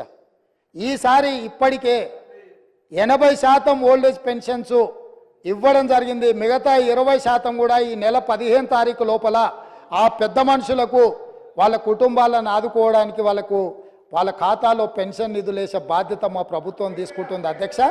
తప్పకుండా 80% వేసినాం. మేము మీలాక అబద్ధాలు చెప్పం, మేము అందుకే చెప్తున్నా అన్నీ వేసినాం నాయన. 20% ఈ మంత్ పెండింగ్ ఉన్నది. అందుకే చెప్తున్నా, నేను పూర్తిగా అధికారిక సమాచారం తీసుకొనే ఇక్కడ నుంచి నేను మాట్లాడుతున్నా. గతంలో జరిగినట్టుగా ఇప్పుడు జరగదు, అట్లాంటి వాటికి తావు ఉండదు. వాటిని సమూలంగా గతపు ఆనవాళ్ళను అన్నిటినీ సమూలంగా మొత్తం మార్పు చేసే బాధ్యత మాది అధ్యక్ష. ఏం చింత చేయకండి, మీ ఒక్క ఆనవాళ్ళు కూడా ఎక్కడ కనిపించదు. నాది జిమ్మెదారి, మీ ఆనవాళ్ళు లేకుండా చేసే బాధ్యత నాది అని చెప్పి నేను మీకు అందరికి తెలియజేస్తున్నా అధ్యక్ష. అదేవిధంగా అధ్యక్ష పదే మనోళ్ళు కాళోజీ కవిత్వం గురించి, కాళోజీ గొప్పతనం గురించి చెప్తారు అధ్యక్ష. వారు పల్ల రాజేశ్వర రెడ్డి గారు వరంగల్, నల్గొండ, ఖమ్మం 3 ప్రాంతాల నుంచి శాసనమండలి సభ్యుడిగా 2 సార్లు ఎన్నికైనరు నాకు తెలిసినంత వరకు. వారు ఆ ప్రాంతం వారికి తెలుసు, వారి సొంత ప్రాంతం వరంగలే అనుకుంటున్నా. కాళోజీ కళాక్షేత్రం వరంగల్లో మొదలుపెట్టి 9.5 సంవత్సరాలు అయిందో, మరి ఎన్ని ఏళ్ళు అయిందో, 9.5 ఏళ్ళు వాళ్ళ అధికారంలో, ఇంతవరకు పూర్తి కాలేదు అధ్యక్ష. ఏ కాళోజీ కవిత్వం గురించి గొప్పగా చెప్పి కాళోజీ గురించి గొప్పగా మాట్లాడుతున్న వాళ్ళు ఈ ప్రస్తావన తెచ్చిన పల్లా రాజేశ్వర రెడ్డి గారు, నేను మీకు గుర్తు చేయదలుచుకున్నా, కాళోజీ కళాక్షేత్రం వరంగల్లో మొదలుపెట్టింది ఎప్పుడు, ఈ రోజుకు అక్కడ మొండి గోడలతో నిలబడ్డది. ఈ కళాక్షేత్రాన్ని కూడా పూర్తి చేసి కాళోజీ గారి గౌరవాన్ని నిలబెట్టే బాధ్యత మా ప్రభుత్వం తీసుకుంటుంది. 9 నెలల్లో ప్రగతి భవన్ పట్టుకోగలుగుతారు మీరు ఉండడానికి రాజ్యసౌధం. అదేవిధంగా ఎంతమంది అడ్డం పడ్డా, మీ వాస్తు సరిగ్గా లేదనో, మీ దిశ మార్చుకోవడానికో సచివాలయాన్ని ఆగమేఘాల మీద పూర్తి చేసుకున్నారు, పూర్తి చేసిండ్రు, బాగానే ఉంది. కాళోజీ కళాక్షేత్రం ఎందుకు పూర్తి చేయలేదని ప్రజలు అడుగుతున్నారు. మా కాకపోయినా ప్రజలకు సమాధానం చెప్పండి. ఇది తెలంగాణ సంపద కాదా కాళోజీ కళాక్షేత్రము? ఈ తెలంగాణ ప్రజల ఆత్మగౌరవం కాదా? కాళోజీ కళాక్షేత్రాన్ని కూడా 9.5 సంవత్సరాలు సమయం ఇచ్చిన పూర్తి చేయలేని ప్రతిపక్షం మమ్మల్ని మీరు అది చేయలేదు, మీరు ఇది చేయలేదు, మీరు చెప్పిందంతా ఏమైంది అని ఏం మాట్లాడుతున్నారు అధ్యక్ష? మాట్లాడే ముందు ఒక్కసారి జీడిగింజను అడిగిండ్రంట, ఏంది నీ సంగతి అని. నాకేడి సిగ్గు, నేను మొత్తం నల్లగానే ఉన్నా కదా, ఏ పక్క చూసినా అని అన్నదంట. గట్లనే ఉంది మీరు చేసే వ్యవహారం అంతా. అదేవిధంగా అధ్యక్ష ప్రాజెక్టులు, దీని విషయం కొంచెం మనం మాట్లాడుకోవాలి. ఎందుకనంటే 5 సంవత్సరాలు హరీష్ రావు గారు, 5 సంవత్సరాలు కల్వకుంట్ల చంద్రశేఖరరావు గారు సాగునీటి పారుదల శాఖ మంత్రులుగా పనిచేసిండ్రు. ఇక వారికి ఉన్న అనుభవం, వారికి ఉన్న జ్ఞానము, వారికి ఉన్న మేధో సంపత్తి వాళ్ళ మాటల్లోనే చాలాసార్లు మనం విన్నాం. ఈ సభలో కూడా వారే డాక్టరు, వారే లాయరు, వారే ఇంజనీరు, వారే స్ట్రక్చరల్ ఇంజనీరు, వారే 80,000 పుస్తకాలు చదివి వాళ్ళ మేధస్సుతోనే నిర్మించారు. మేడిగడ్డ కడితే మేడిపండు అయింది. ఇక అన్నారం సంగతి నేను చెప్పాల్సిన పర్లేదు. సుందీళ్ళు ఎప్పుడేమవుతుందో తెలియదు, పంపు సెట్లు ఏమైనాయో తెలియదు. ఇవాళ వీటి మీద చర్చ వచ్చినప్పుడల్లా, కాళేశ్వరం అవినీతి గురించి చర్చ వచ్చినప్పుడల్లా కృష్ణానది జలాలను ప్రాజెక్టులు అప్పచెప్పినరు అని మాట్లాడుతున్నారు అధ్యక్ష. ఇవాళ నిజంగానే వాళ్ళు మాట్లాడినప్పుడు నిజంగానే ఈ ప్రాజెక్టుల మీద జరిగిన అవకతవకలు కావచ్చు, లేకపోతే తప్పిదాలు కావచ్చు, వీటిని ఎట్లా సవరించుకోవాలి, ఎట్లా ముందుకెళ్ళాలి, ఎట్లా ప్రాజెక్టులను కాపాడాలి. పదే గతంలో 80,000 ప్రాజెక్టులకు 1,00,000 కోట్ల రూపాయల అవినీతి ఎట్లా జరుగుతుందని మహామేధావులు మాట్లాడినారు అధ్యక్ష. ఇవాళ 1,47,000 కోట్ల రూపాయలకు అంచనాలు వచ్చినాయి. 97,500 కోట్ల రూపాయలు ఇప్పటికే కాంట్రాక్టర్లకు పేమెంట్లు చేసిరు. ఇంకో 10,000 కోట్ల రూపాయలు పెండింగ్ ఉన్నాయని అధికారిక లెక్కలు చెప్తున్నాయి అధ్యక్ష. మరి ఇవాళ 97,500 కోట్ల రూపాయలు ఖర్చు పెట్టిన కాళేశ్వరంలో 90,000 ఎకరాలకు కూడా నీళ్లు అందలేదన్న మాట వాస్తవం కాదా? నిజం ఇట్లుంటే ఈరోజు ఇంకా మమ్మల్ని ఏదో నిందించాలనే ప్రయత్నం చేయడము దీనికి ఏమైనా సమంజసంగా ఉందా? దీని మీద ఎక్కువ వివరాలకు వెళ్ళదలుచుకోలేదు. మా ఉత్తమ్ కుమార్ రెడ్డి గారు దీనికి సంబంధించి పూర్తి స్థాయిలో విజిలెన్స్ నివేదికలు కానీ, లేకపోతే దీనికి సంబంధించిన అంశాలు అన్నీ కూడా సాగునీటి పారుదల శాఖ మంత్రి గారు నిన్నమన్న విజిలెన్స్ నివేదిక ఆధారంగా కొన్ని నిర్ణయాలు తీసుకున్నాడు. ఆ నిర్ణయాలు అన్నిటిని కూడా నాకు తెలిసినంత వరకు తమరు అనుమతిస్తే ఈ సభలో వాటిని వారు ప్రస్తావిస్తారని నేను భావిస్తున్నా. అదేవిధంగా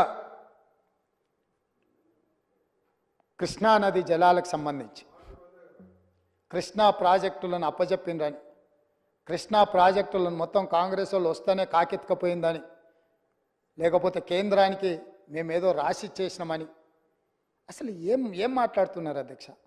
అసలు ఏమైనా బాధ్యత అనేది ప్రతిపక్ష పార్టీగా 1% వాళ్ళు నిర్వహిస్తున్నారా? ఈరోజు కృష్ణానది జలాల మీద ఏర్పాటు చేసిన కృష్ణా రివర్ మేనేజ్మెంట్ బోర్డ్ 2014 రాష్ట్ర పునర్విభజన చట్టంలో స్పష్టంగా పొందుపరిచినరు. ఆ రోజు నేను కానీ, మా ఉత్తమ్ కుమార్ రెడ్డి గారు కానీ, లేకపోతే మా కోమటిరెడ్డి వెంకటరెడ్డి గారు కానీ ఇక్కడ ఉన్నోళ్ళం ఎవరం మేము ఎంపీలం కాదు అధ్యక్ష. ఏ రోజు కూడా ఈ పునర్విభజన చట్టం ప్రతి పదం నన్ను అడిగి నేనే రాసి నేనే తీర్చిదిద్దినాను కూడా మేము ఏ రోజు చెప్పుకోలేదు అధ్యక్ష. మేము చెప్పుకోలేదు అధ్యక్ష. ఎవరు అధ్యక్ష ఆ రోజు సభలో సభ్యులు? కల్వకుంట్ల చంద్రశేఖరరావు గారు ఎంపీ. ఆ బిల్లు వచ్చినప్పుడు ఇటు లోక్సభలో కానీ అటు రాజ్యసభలో కేశవరావు గారు కానీ ఆ అంశాన్ని ప్రస్తావించి అభ్యంతరం పెట్టాల్సిన సందర్భంలో ఈ బిల్లును మేమే పాస్ చేయించినాం, మేమే తెచ్చినాం. దీన్ని రాసేటప్పుడు అందరు మాతోనే మాట్లాడారు, మొత్తం నా సూచనల మేరకే రాసిందని చెప్పారు అధ్యక్ష.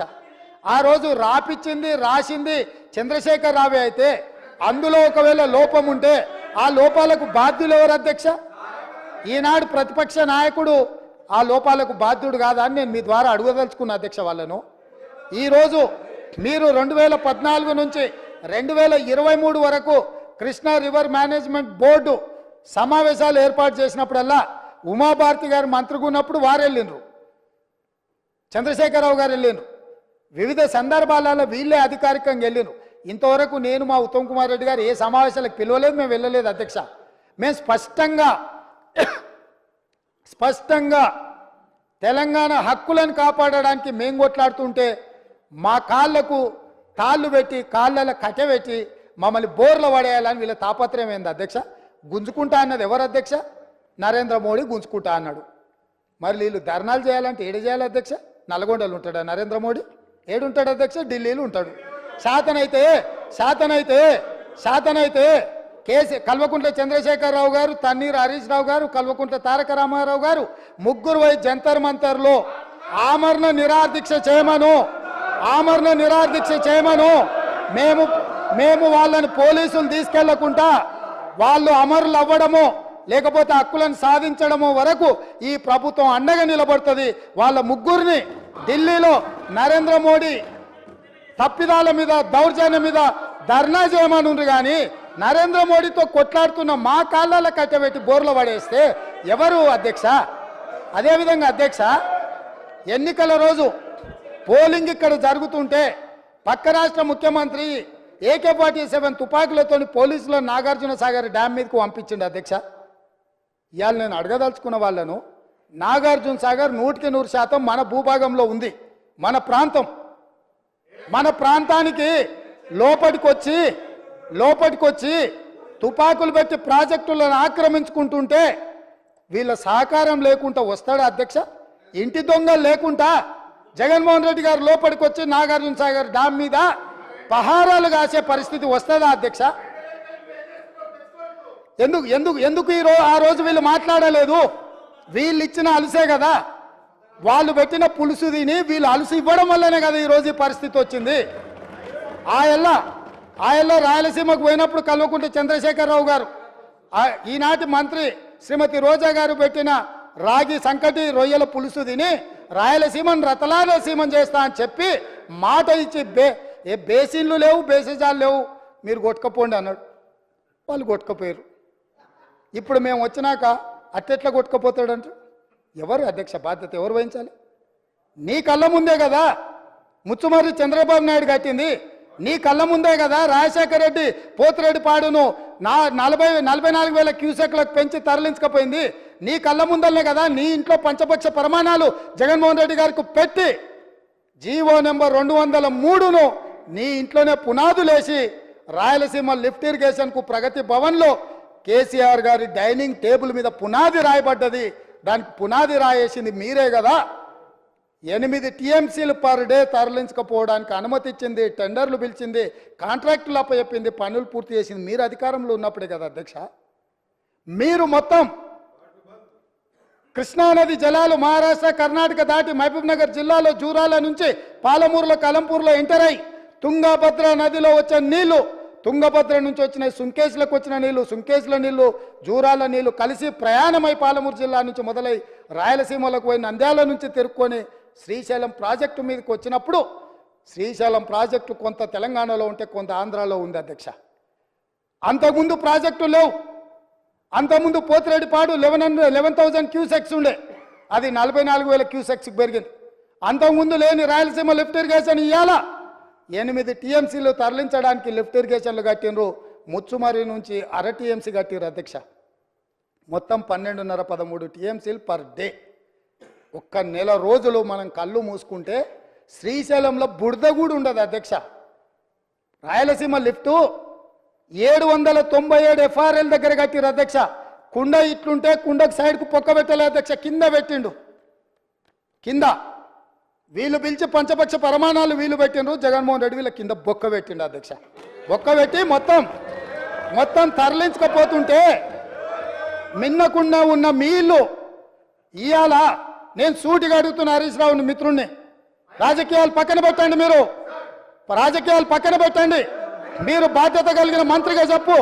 ఇవాళ రాయలసీమ జిల్లాలో ఉన్న మీ అవకాశం వచ్చినప్పుడు స్పీకర్ గారు అనుమతి తీసుకొని మీ అవకాశం వచ్చినప్పుడు తప్పకుండా చెప్పదు. I'm not yielding. నీకు ఇస్తాడు మైకు స్పీకర్ గారు, నేను కాదు ఇవ్వాల్సింది. స్పీకర్ సార్, ఇవాళ మన భూభాగంలో ఉన్న నాగార్జున సాగర్ మీదికి తుపాకులతో జగన్మోహన్ రెడ్డి వచ్చి ఆక్రమించుకుంటే చేతగాని సన్నాసులాక ఇక్కడ ప్రభుత్వం చూస్తుంటే ఇవాళ రాయలసీమలో ఉన్న ప్రాజెక్టుల నుంచి నీళ్లు తరలించకపోతుంటే ఎవరు అడ్డుకోవాలి అధ్యక్ష? ఎవరు అడ్డుకోవాలి? ఒక్క పక్కన వాళ్ళు ప్రాజెక్టులు పూర్తి చేసుకుంటుంటే వీళ్ళు ఇక్కడ ఆనాడు కోమటిరెడ్డి వెంకటరెడ్డి గారు కొట్లాడి నల్గొండ జిల్లాలో ఉన్న ఫ్లోరైడును అక్కడి బాధితులను ఆదుకోవడానికి SLBC ప్రాజెక్టు మంజూరు చేయించి 42 కిలోమీటర్ల tunnel Rajiv Gandhi tiger reserve ఫారెస్ట్లో పర్యావరణ అనుమతి లేకపోతే టన్నెల్ బోర్ మిషన్ తోటి ఆ గుట్టను తొలిసి నీళ్లు దేవాలని 42 కిలోమీటర్ల టన్నెల్ని మొదలు పెట్టించి 2014 వరకు 32 కిలోమీటర్ల టన్నెల్ కొట్టింది అధ్యక్ష. తెలంగాణ వచ్చినాక వీళ్ళకి అప్పచెప్తే 10 కిలోమీటర్లు పూర్తి చేస్తే సంవత్సరంలో పూర్తి చేయాల్సిందని 10 ఏళ్ళలో కలిసి 1.5 కిలోమీటర్లు పూర్తి చేసారు అధ్యక్ష. ఇంతకంటే చేతగానితనము తెలంగాణ ద్రోహి ఎవడని ఉంటాడా అధ్యక్ష? ఒకవేళ ఆ ప్రాజెక్టు పూర్తయిన ఉంటే నల్గొండ జిల్లాలో 3,64,000 ఎకరాలకు గ్రావిటీ ద్వారా నీళ్లు వచ్చే ప్రాజెక్టును పడావు పెట్టి ఈరోజు మీరు వదిలేసినందుకు ఇవాళ నల్గొండ జిల్లా రైతుల మీద మరణ శాసనం వాళ్ళు రాసిండ్రు అధ్యక్ష. అదేవిధంగా కల్వకుర్తి లిఫ్ట్ ఈనాటికి పూర్తి చేయలే, కల్వకుర్తి లిఫ్ట్ ఈనాటికి పూర్తి చేయలే. పాలమూరు రంగారెడ్డిలో 27,000 కోట్ల రూపాయలు ఖర్చు పెడితే గుంట భూమికి కూడా నీళ్ళు ఇవ్వలే. ఇవాళ కల్వకుర్తి, పాలమూరు రంగారెడ్డి, ఎస్ఎల్బిసి ఈ ప్రాజెక్టులన్నీ పూర్తయితే కూడా పర్ డే మనం 2 టీఎంసీల నీళ్లు కూడా తీసుకోలేము అధ్యక్ష. ఇవాళ నేను చెప్పదలుచుకున్న అధ్యక్ష, ఆంధ్రప్రదేశ్ రాష్ట్రంలో పూర్తి చేసుకున్న ప్రాజెక్టులు 12.5 టీఎంసీలు పర్ డే తరలించకపోవడానికి ఉంటే తెలంగాణలో కృష్ణానది మీద కట్టిన ప్రాజెక్టులు మొత్తం కలిపి 2 టీఎంసీలు కూడా కాదు అధ్యక్ష.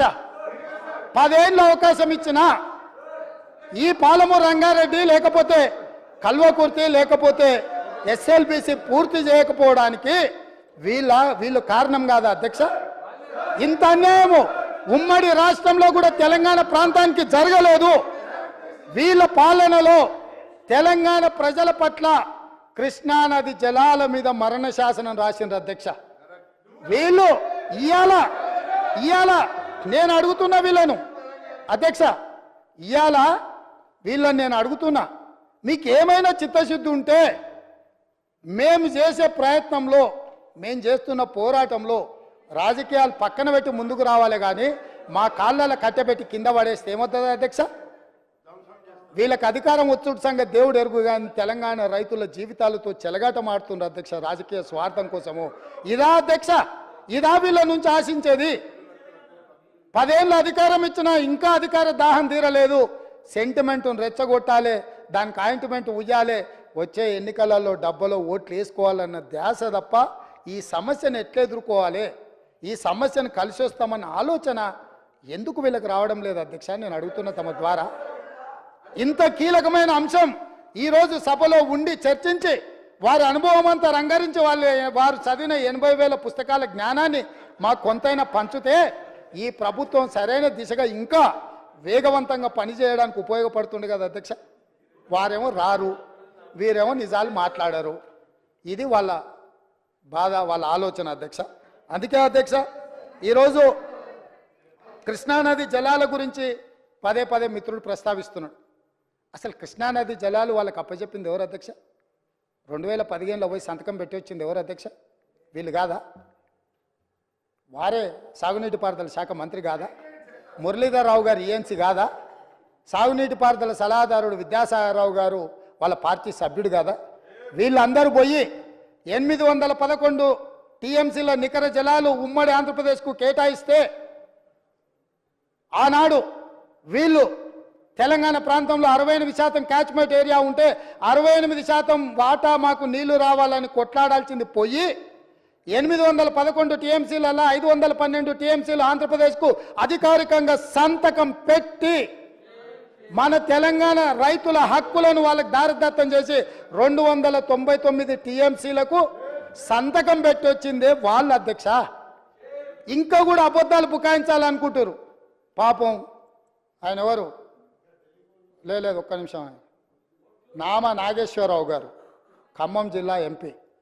పాపం తెలియక ఆయన ప్రశ్న అడిగిండు పార్లమెంట్లో. ఎన్నడొచ్చింది? 8/2/2024 నాడు. ఇవాళ ఎంత తారీఖు? 9. నిన్ననే పాపం నిన్ననే పార్లమెంట్లో సమాధానం ఇచ్చింది జలశక్తి మంత్రి తుమ్మల నాగేశ్వరరావు. ఎవరు? నామ నాగేశ్వరరావు గారు అడిగితే ఏం చెప్పిండు? స్పష్టంగా తెలంగాణ రాష్ట్ర ప్రభుత్వం ఒప్పుకొని సంతకాలు పెట్టినందుకు నీటి కేటాయింపులు చేసిన ఇద్దరు కలిసి సంతకం పెట్టారు. సంతకం ప్రకారము 2015-16లో 512.04 టీఎంసీలు ఆంధ్రప్రదేశ్కి ఇచ్చినాం. తెలంగాణకు 298.96 టీఎంసీలు తెలంగాణకి ఇచ్చినాం. 18th and 19th June 2 Telangana రాష్ట్రము 14లో ఏర్పడితే సంవత్సరం తిరిగే లోపల 18th and 19th జూన్ 2015 వీళ్ళు పోయి సంతకాలు పెట్టారు. అదేవిధంగా 2000 మొదటి సంవత్సరం ఒకవేళ తెలిసి తెలవకనో అవగాహన ఉండి లేకనో అధికారంలోకి వచ్చిన ఆనందంలో ఏడ సంతకం పెడుతున్నామో చూసుకోకవేళ పెట్టిండ్రు అనుకుంటే సరే ఓసారి చూడనట్టు మనం ఏదన్నా అనుకోవచ్చు అధ్యక్ష.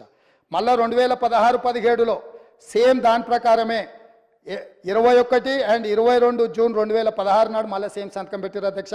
2017-18లో మళ్ళీ 7th meeting of board held 4/11/2017.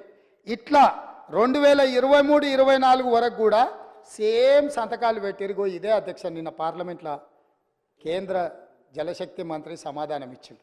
ఇది నేను ఇంకెవరో కాదు, నామ నాగేశ్వరరావు గారు వాళ్ళ పార్లమెంటరీ పార్టీ నాయకుడు లోక్సభలో అడిగితే వారికే జవాబు ఇచ్చింది అధ్యక్ష. ఇప్పుడు నేను మిత్రుడు హరీష్ రావు గారిని అడుగుతున్నా, ఏం జవాబు చెప్తావు? మొత్తము దారదత్తం చేసి తెలంగాణ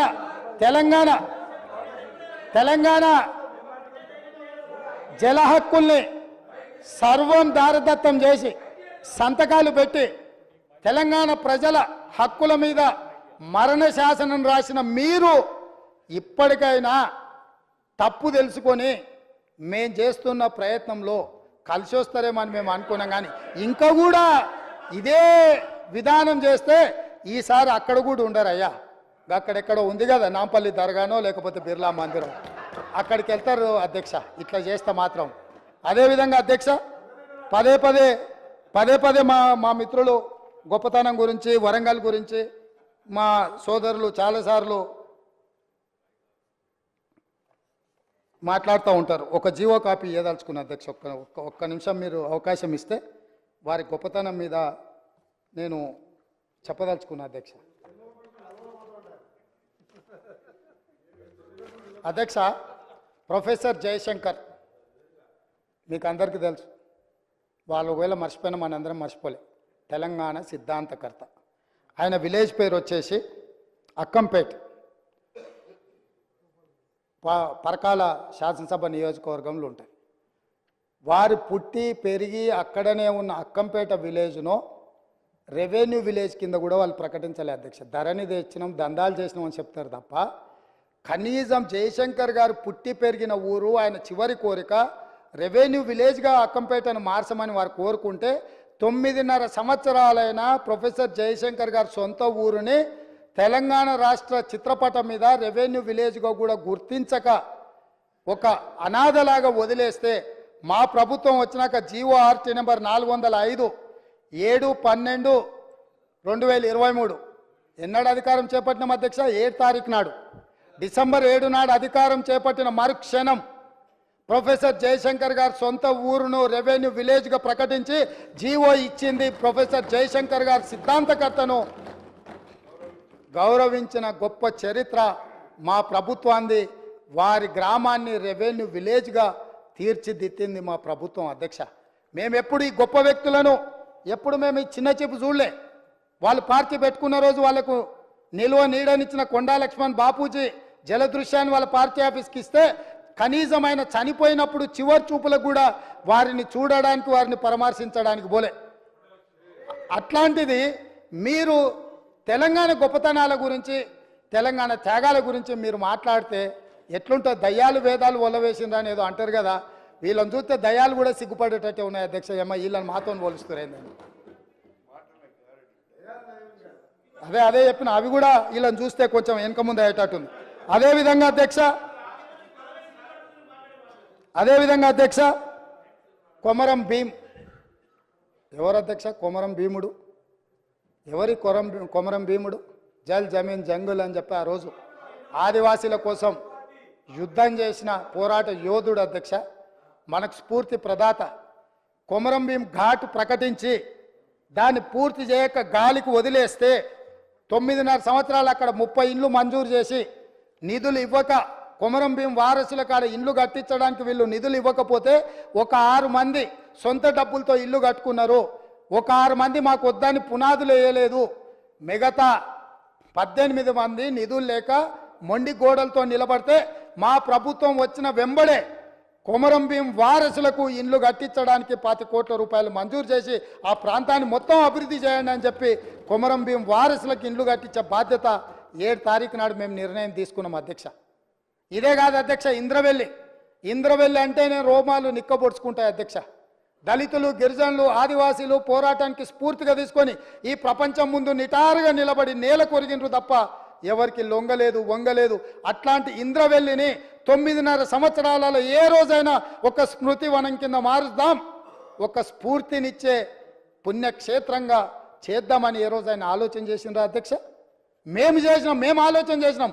ఎకరం భూమి కేటాయించినాం, 1 కోటి రూపాయలతో స్మృతివనం చేసి పోరాట యోధులకు సముచితమైన స్థానం కల్పించడమే కాదు, ఆనాడు నేల కొరిగిన 1981 ఏప్రిల్ 20 తారీఖు నాడు నేల కొరిగిన కుటుంబాలను వెతికి ఎక్కడున్నారో వాళ్ళను చేరుకొని వాళ్ళకి ఇందిరమ్మ ఇల్లు కట్టుకోవడానికి ఇంటి స్థలంతో పాటు ఇల్లు కట్టుకోవడానికి 5 లక్షల రూపాయలు ఆ కుటుంబాలకు ఇచ్చి ఆదుకున్న చరిత్ర మాది. పోరాట యోధులను, త్యాగాలు చేసిన వాళ్ళను గుర్తించిన చరిత్ర మాది అధ్యక్ష. మా ప్రభుత్వమే, మా పార్టీ త్యాగాలకు నిలయం అధ్యక్ష. మా పార్టీ చేసిన త్యాగాలతో పోలిస్తే ఎవరు మా పార్టీలు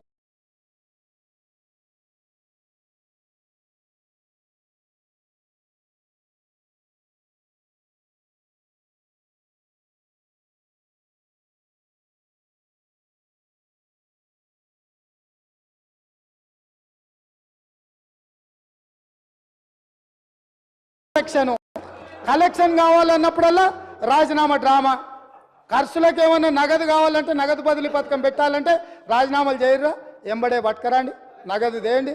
ఇది త్యాగానికి ఇక్కడ ఉన్నాడు వెంకటరెడ్డి. మంత్రి పదవి తెలంగాణ రాష్ట్రం వచ్చే వరకు తీసుకోని అన్నాడు, ఉమ్మడి రాష్ట్రంలో తీసుకోలే, మళ్ళీ తెలంగాణ వచ్చినాకనే మంత్రి పదవి చేపట్టిండు. మీలాగే కాదు, 3 నెలల తర్వాత మళ్ళెంబడి వచ్చి కుర్చీలో కూర్చున్న అలవాటు ఇక్కడ లేదు. కాబట్టి మీకు అసలు మాట్లాడే అర్హత ఎక్కడిది, మీకు మాట్లాడే అర్హత ఎక్కడిది? అందుకే అదే కాదు అధ్యక్ష, గూడ అంజన మీకు అందరికీ తెలుసు. దొర పీకుడేందురో అని మా గొప్ప కవి, ప్రజలలో చైతన్యం తీసుకొచ్చినాడు, గ్రామాన దళితుల గిరిజనులను చైతన్యం చేసినాడు. గూడ అంజన్న క్యాన్సర్ వచ్చి చచ్చిపోయే ముందలా చివరి రోజుల్లో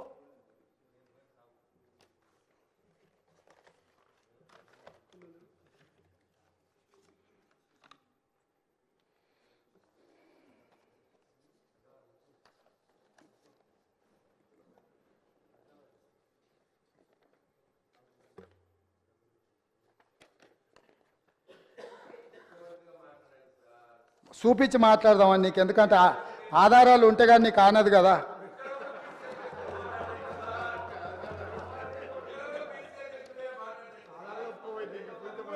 గూడ అంజన్న కన్నుమూత, ఆయన చివరి కోరిక ఏంది అధ్యక్ష? పక్షవాతంతో బాధపడుతూ ఆసుపత్రిలో చికిత్స పొందుతున్న సమయంలో ముఖ్యమంత్రి కేసీఆర్ను చూడాలనే చివరి కోరికను అంజయ్య తన కుటుంబ సభ్యులకు తెలియజేశారు.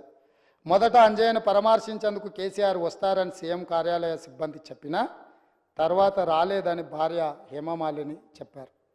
గూడ అంజన్న చివరి కోరిక ఒక్కసారి కేసీఆర్ను కలవాలి, పలకరించాలి అని. గూడ అంజన్నను పరామర్శించడానికి కూడా రాజసౌధంలో నుంచి వీళ్ళు బయటికి రాలేదు అధ్యక్ష. అంటే ఈ తెలంగాణ సమాజంలో కవులకు, కళాకారులకు వీళ్ళు ఇచ్చిన గౌరవము, మర్యాద, గూడ అంజన్న పరిస్థితే గిట్లుంటే తెలంగాణలో పరిస్థితులు ఎట్లున్నాయో మీరు ఒక్కసారి అర్థం చేసుకోండి అధ్యక్ష. నేను ఎందుకు చెప్తున్నా అంటే వాళ్ళలాగా మేము కాదు అధ్యక్ష. గద్దరన్న వినతి పత్రం ఇద్దామని ప్రగతి భవన్ ముందల పోయి ఎర్రటెండకు మిట్ట మధ్యాహ్నము 3 గంటలు అక్కడ నించుంట కూడా లోపలికి రానియలేదు అధ్యక్ష.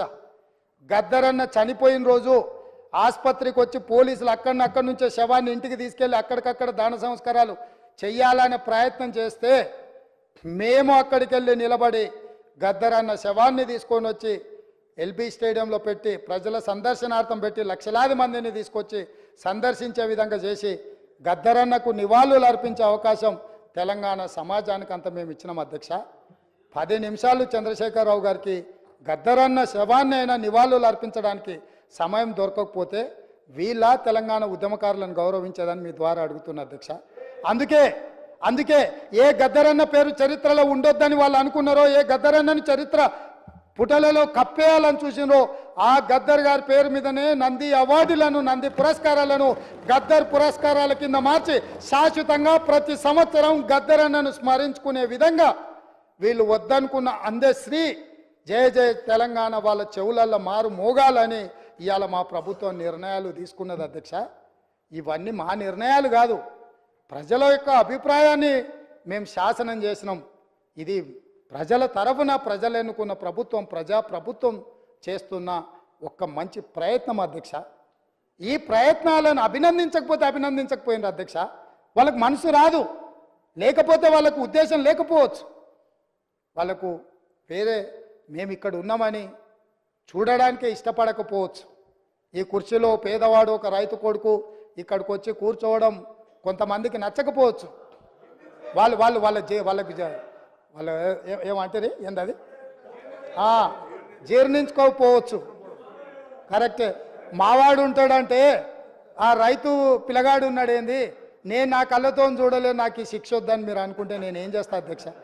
అట్లా ఎవరైనా అనుకోని కళ్ళల్లో సీసం పోసుకున్నారు అనుకో అధ్యక్ష, మనమేం చేస్తాం అధ్యక్ష? వాళ్ళ ఇష్టం అధ్యక్ష, నేనేం అంటలేను. కాబట్టి ఇవాళ నేను అడిగేది ఒకటే అధ్యక్ష, మీ మీ మీ మీ భవన్లు ఇంకా చాలా ఉన్నాయి అధ్యక్ష. ఎందుకు ఇక ఫీల్ అవుతారు ఇప్పుడే ఎందుకు మళ్ళా? కానీ నేను ఒకటే మాట చెప్పదలుచుకున్నా అధ్యక్ష. ఇవాళ పెద్దలు పల్లా రాజేశ్వరరెడ్డి గారు లేవనెత్తిన అంశాలు కానీ, మిత్రుడు అక్బరుద్దీన్ ఓవైసీ గారు ప్రస్తావించిన విషయాలు కానీ, మా మిత్రుడు పాయల్ శంకర్ మాట్లాడిన విషయాలు కానీ, లేకపోతే కూనంనేని సాంబశివరావు గారు కూడా చాలా సింగరైన విషయాలు, రెగ్యులరైజేషన్ విషయాలు, ఉద్యోగ విషయాలు, చాలా అంశాలు ప్రస్తావించారు అధ్యక్ష. వాళ్ళందరూ ఏవేవైతే అంశాలు ప్రస్తావించారో వాటన్నిటిని కూడా మా మంత్రివర్గం రాసుకున్నది, మా ప్రభుత్వం రాసుకున్నది. తప్పకుండా చట్ట పరిధిలో చేయాల్సిన అన్ని పనులను చేస్తాము. మేము మీ నుంచి సహకారం ఆశిస్తున్నాం. ప్రజలు కూడా కోరుకుంటున్నారు, మీరు ప్రజల మేలు కోసం పనిచేయండి. ఎన్నికలు వచ్చినప్పుడు మాత్రమే ఎన్నికల తర్వాత ఈ రాష్ట్రం సంక్షేమ రాజ్యంగా, అభివృద్ధి రాష్ట్రంగా ముందుకు నడిపించాలి, ప్రతిపక్షాలుగా మీ బాధ్యతను నెరవేర్చాలని ప్రజలు కోరుకుంటున్నారు. ప్రజాభిప్రాయానికి భిన్నంగా మీరు వ్యవహరించి రాజకీయ చదరంగంలో మేమేదో ఎత్తులేస్తాం, పై ఎత్తులేస్తామని ఒకవేళ మీరు అనుకుంటే మంచిది, అది కూడా చూద్దామని చెప్పి తమరి ద్వారా వారికి చెప్పదలుచుకున్న అధ్యక్ష. కింది నుంచి వ్యవసాయ కుటుంబం నుంచి నల్లమల అడవుల నుంచి మెట్టు ఎక్కుతూ ఇక్కడికి వచ్చినాం అధ్యక్ష. ఈడున్న వాళ్ళు ఎవరు ఉత్తగా రాలే. మేమెవరము ఆశామాసిగా మేనేజ్మెంట్ కోటా పేరునో, తండ్రి పేరో, తాత పేరో చెప్పుకొని ఉద్యమం ముసుగులోనో ఎవరో త్యాగాలు చేస్తే ఎవరో అనుభవించే విధానంలో రాలేదు అధ్యక్ష. జిల్లా పరిషత్ మెంబర్గా, ఎమ్మెల్సీగా, ఎమ్మెల్యేగా, ఎంపీగా, ఈరోజు ముఖ్యమంత్రిగా, ఈ దేశంలో ఉన్న అన్ని చట్టసభలలో పనిచేసిన అనుభవంతో ఇక్కడ వచ్చి కూర్చున్నాం అధ్యక్ష. ప్రజల యొక్క అభిప్రాయాన్ని 60 రోజులు మొత్తం తీయండి అధ్యక్ష. ఏ ఒక్క రోజైనా, ఏ ఒక్క గంట అయినా ప్రజలకు అందుబాటులో లేకుండా మా ప్రభుత్వం ఉన్నదా? ఆనాడు మేమే స్వయంగా పార్టీ అధ్యక్షుడిగా, పార్లమెంట్ సభ్యుడిగా సచివాలయంలో ఒక అధికారిని కలవడానికి అక్కడికి వెళ్తే వందలాది పోలీసులు చుట్టుముట్టి అంతర్జాతీయ తీవ్రవాదిని నిర్బంధించినట్టు మొత్తం బంధించి తీసుకుపోయి మా ఇంటి దగ్గర పడేసిరు అధ్యక్ష. ఒక ఆదివాసి బిడ్డ సీతక్క సెక్రటేరియట్లో పోయి ఒక వినతి పత్రం ఇస్తామంటే ఆడబిడ్డ అని కూడా చూడకుండా ఆమెను పోలీసులు అరెస్టు చేసిండ్రు అధ్యక్ష. ఎవరి కోసం కట్టిండ్రు అధ్యక్ష? ఎవరి కోసం ఆ సచివాలయము? ప్రజాప్రతినిధుల కోసం, ప్రజల సందర్శన కోసం కాదా? ఎవరి ఆస్తి అది? ఎవరి కోసము? ఎవరి పరిపాలన అక్కడి నుంచి జరగాలి అధ్యక్ష? ప్రజలే రానియని ప్రగతి భవన్లు, ప్రజలనే రానియని సచివాలయాలు ఈ తెలంగాణ రాష్ట్రంలో ఎంతకాలం సాగుతాయని వాళ్ళు విర్రవీగుతున్నారు అధ్యక్ష. అందుకే ప్రగతి భవన్ గోడలు బద్దలు కొట్టినము, సచివాలయం గేట్లు బార్లా తెరిచినము, ప్రజాప్రతినిధులందరినీ రమ్మని చెప్పినాము, వాళ్ళు చెప్పేది వింటామని చెప్పినాము, మానవత్వంతో సమస్యల్ని పరిష్కరిస్తామని చెప్పినాము. అందుకే ఈరోజు అధ్యక్ష తమరి ద్వారా వారు బాధ్యతాయుతమైన ప్రతిపక్షంగా సమస్యల్ని లేవనెత్తండి, పరిపాలనలో సహకరించండి. కేంద్ర ప్రభుత్వం దుర్మార్గంగా ప్రాజెక్టులను ఆక్రమించుకోవాలనుకుంటే రండి, కలిసి కొట్లాడదాం. ఈ రాష్ట్రానికి వచ్చినప్పుడు మీరు మేము వేరుండొచ్చు, పక్క వాళ్ళు మన మీదకి వచ్చినప్పుడు మనమందరం ఒకటి కావాలి. వాళ్ళకి సందర్భంగా నేను గుర్తు చేయదలుచుకున్నా, కౌరవులు పాండవులు పక్క రాజ్యం వాళ్ళు వస్తే 105 మంది, వాళ్ళకు వాళ్ళే వస్తే 100 ఒక పక్కన, 5 ఇంకొక పక్కన. కానీ పక్కవాడు దండెత్తినప్పుడు 105 మంది ఒక్కటి ఉండేది. పోయినసారి మా వాళ్ళు 5 మంది ఉన్నారు, మీరు 100 మంది ఉన్నారు. సరిగ్గా లెక్క కూడా అట్లనే ఉంది. లెక్క అంతే ఉంది కదా అధ్యక్ష. బయటోడు వచ్చినప్పుడు కనీసము కొంచెం విఘ్నత ప్రదర్శించండి అని చెప్పి నేను చెప్తున్నా అధ్యక్ష. నేనేమి కాని కోరికలు కోరట్లేదు అధ్యక్ష. ప్రజలు ఒక తీర్పు ఇచ్చిండ్రు, ప్రజల తీర్పును గౌరవించండి. ప్రజాస్వామ్యాన్ని బ్రతికించడానికి పనిచేద్దాం మనము. మీకేం వయసు అయిపోలే కదా, ఉంది కదా, ఇంకా ముందల ఏమన్నా ఉండొచ్చు కదా. ఎందుకంత ఆత్రపడుతుర్రు? ఆ ఒక్కని కోసం వీళ్ళందరినీ బలిచ్చేటట్టుర్రు. సన్ స్ట్రోక్ అంటారు కదా అధ్యక్ష ఇంగ్లీష్లో. అట్లాంటి పరిస్థితి ఈ రాష్ట్రానికి తగలొద్దని మీ ద్వారా అన్ని విషయాలు దాదాపుగా నేను ప్రస్తావించినానే అనుకుంటున్నాను.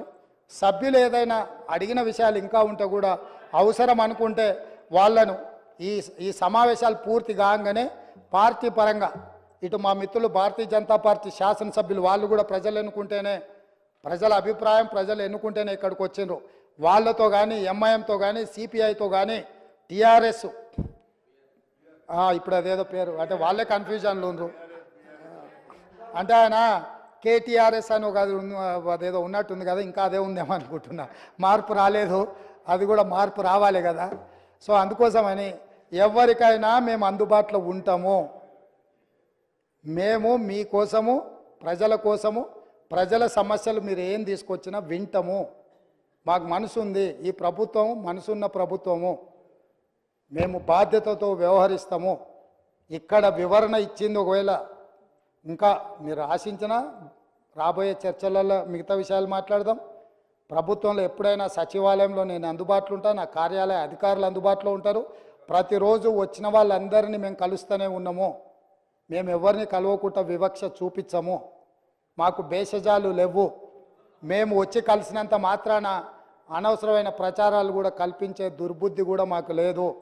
మీరెవరు భయపడాల్సిన పని లేదు. అక్కడ ఉన్న 39 మందిలో ఎవరైనా ఎప్పుడైనా రావచ్చు, కలవచ్చు. ఎవరు మిమ్మల్ని అనుమానించినట్టు చూస్తే, మీకు ఏదైనా ఇబ్బంది ఉందని మీరు ఏదన్నా అనుకుంటే అట్లాంటివి అన్నిటిని కూడా పక్కన పెట్టండి. రండి, మన రాష్ట్రాన్ని పునర్నిర్మించుకుందాం.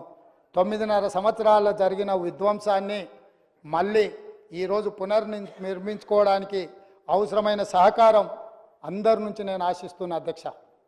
ఒక రైతు బిడ్డగా చిన్న వయసులో నాకు ఈ గొప్ప అవకాశం వచ్చింది. ఎంతోమంది మేధావులు కావచ్చు, విఘ్నులు కావచ్చు, చాలామంది రాజకీయ దురంధరులు ఉండొచ్చు, వాళ్ళు ఎవరికి రాని అవకాశం ఈరోజు మా పార్టీ శ్రీమతి సోనియా గాంధీ గారు, మల్లికార్జున ఖర్గే గారు అవకాశం ఇచ్చారు. మా ఎమ్మెల్యేలు అందరూ కూడా అండగా నిలబడ్డారు. నేను అధ్యక్షుడిగా, అప్పుడప్పుడు ఇది ప్రజా తీర్పు కాదు పార్టీ తీర్పు అని, నేను అధ్యక్షుడిగా ప్రజల దగ్గరికి వెళ్ళిన అధ్యక్ష. నా అధ్యక్షతను ఎన్నికలు చేసినాం. మీ అధ్యక్షుడి పేరు మీద మీరు పోయినరు, మా పార్టీని నా అధ్యక్షతను ఎన్నికలు వెళ్ళమన్నారు. ప్రజలు తీర్పు ఇచ్చారు. ఇదేం ఆషామాషిగా ఇక్కడికి రాలేదు అధ్యక్ష. తప్పకుండా ప్రజా తీర్పును గౌరవిస్తాం, ప్రజా సమస్యలను పరిష్కరిస్తాం. ప్రతిపక్షంగా మీ బాధ్యతను నెరవేర్చండి. మిగతా విషయాలు ముందు మాట్లాడుకుందామని తెలియజేస్తూ ఇంత అవకాశం ఇచ్చి వివరాలు చెప్పడానికి మీరు అవకాశం ఇచ్చినందుకు మీకు మరొక్కసారి మనస్ఫూర్తిగా ధన్యవాదాలు, కృతజ్ఞతలు తెలియజేస్తున్నా అధ్యక్ష.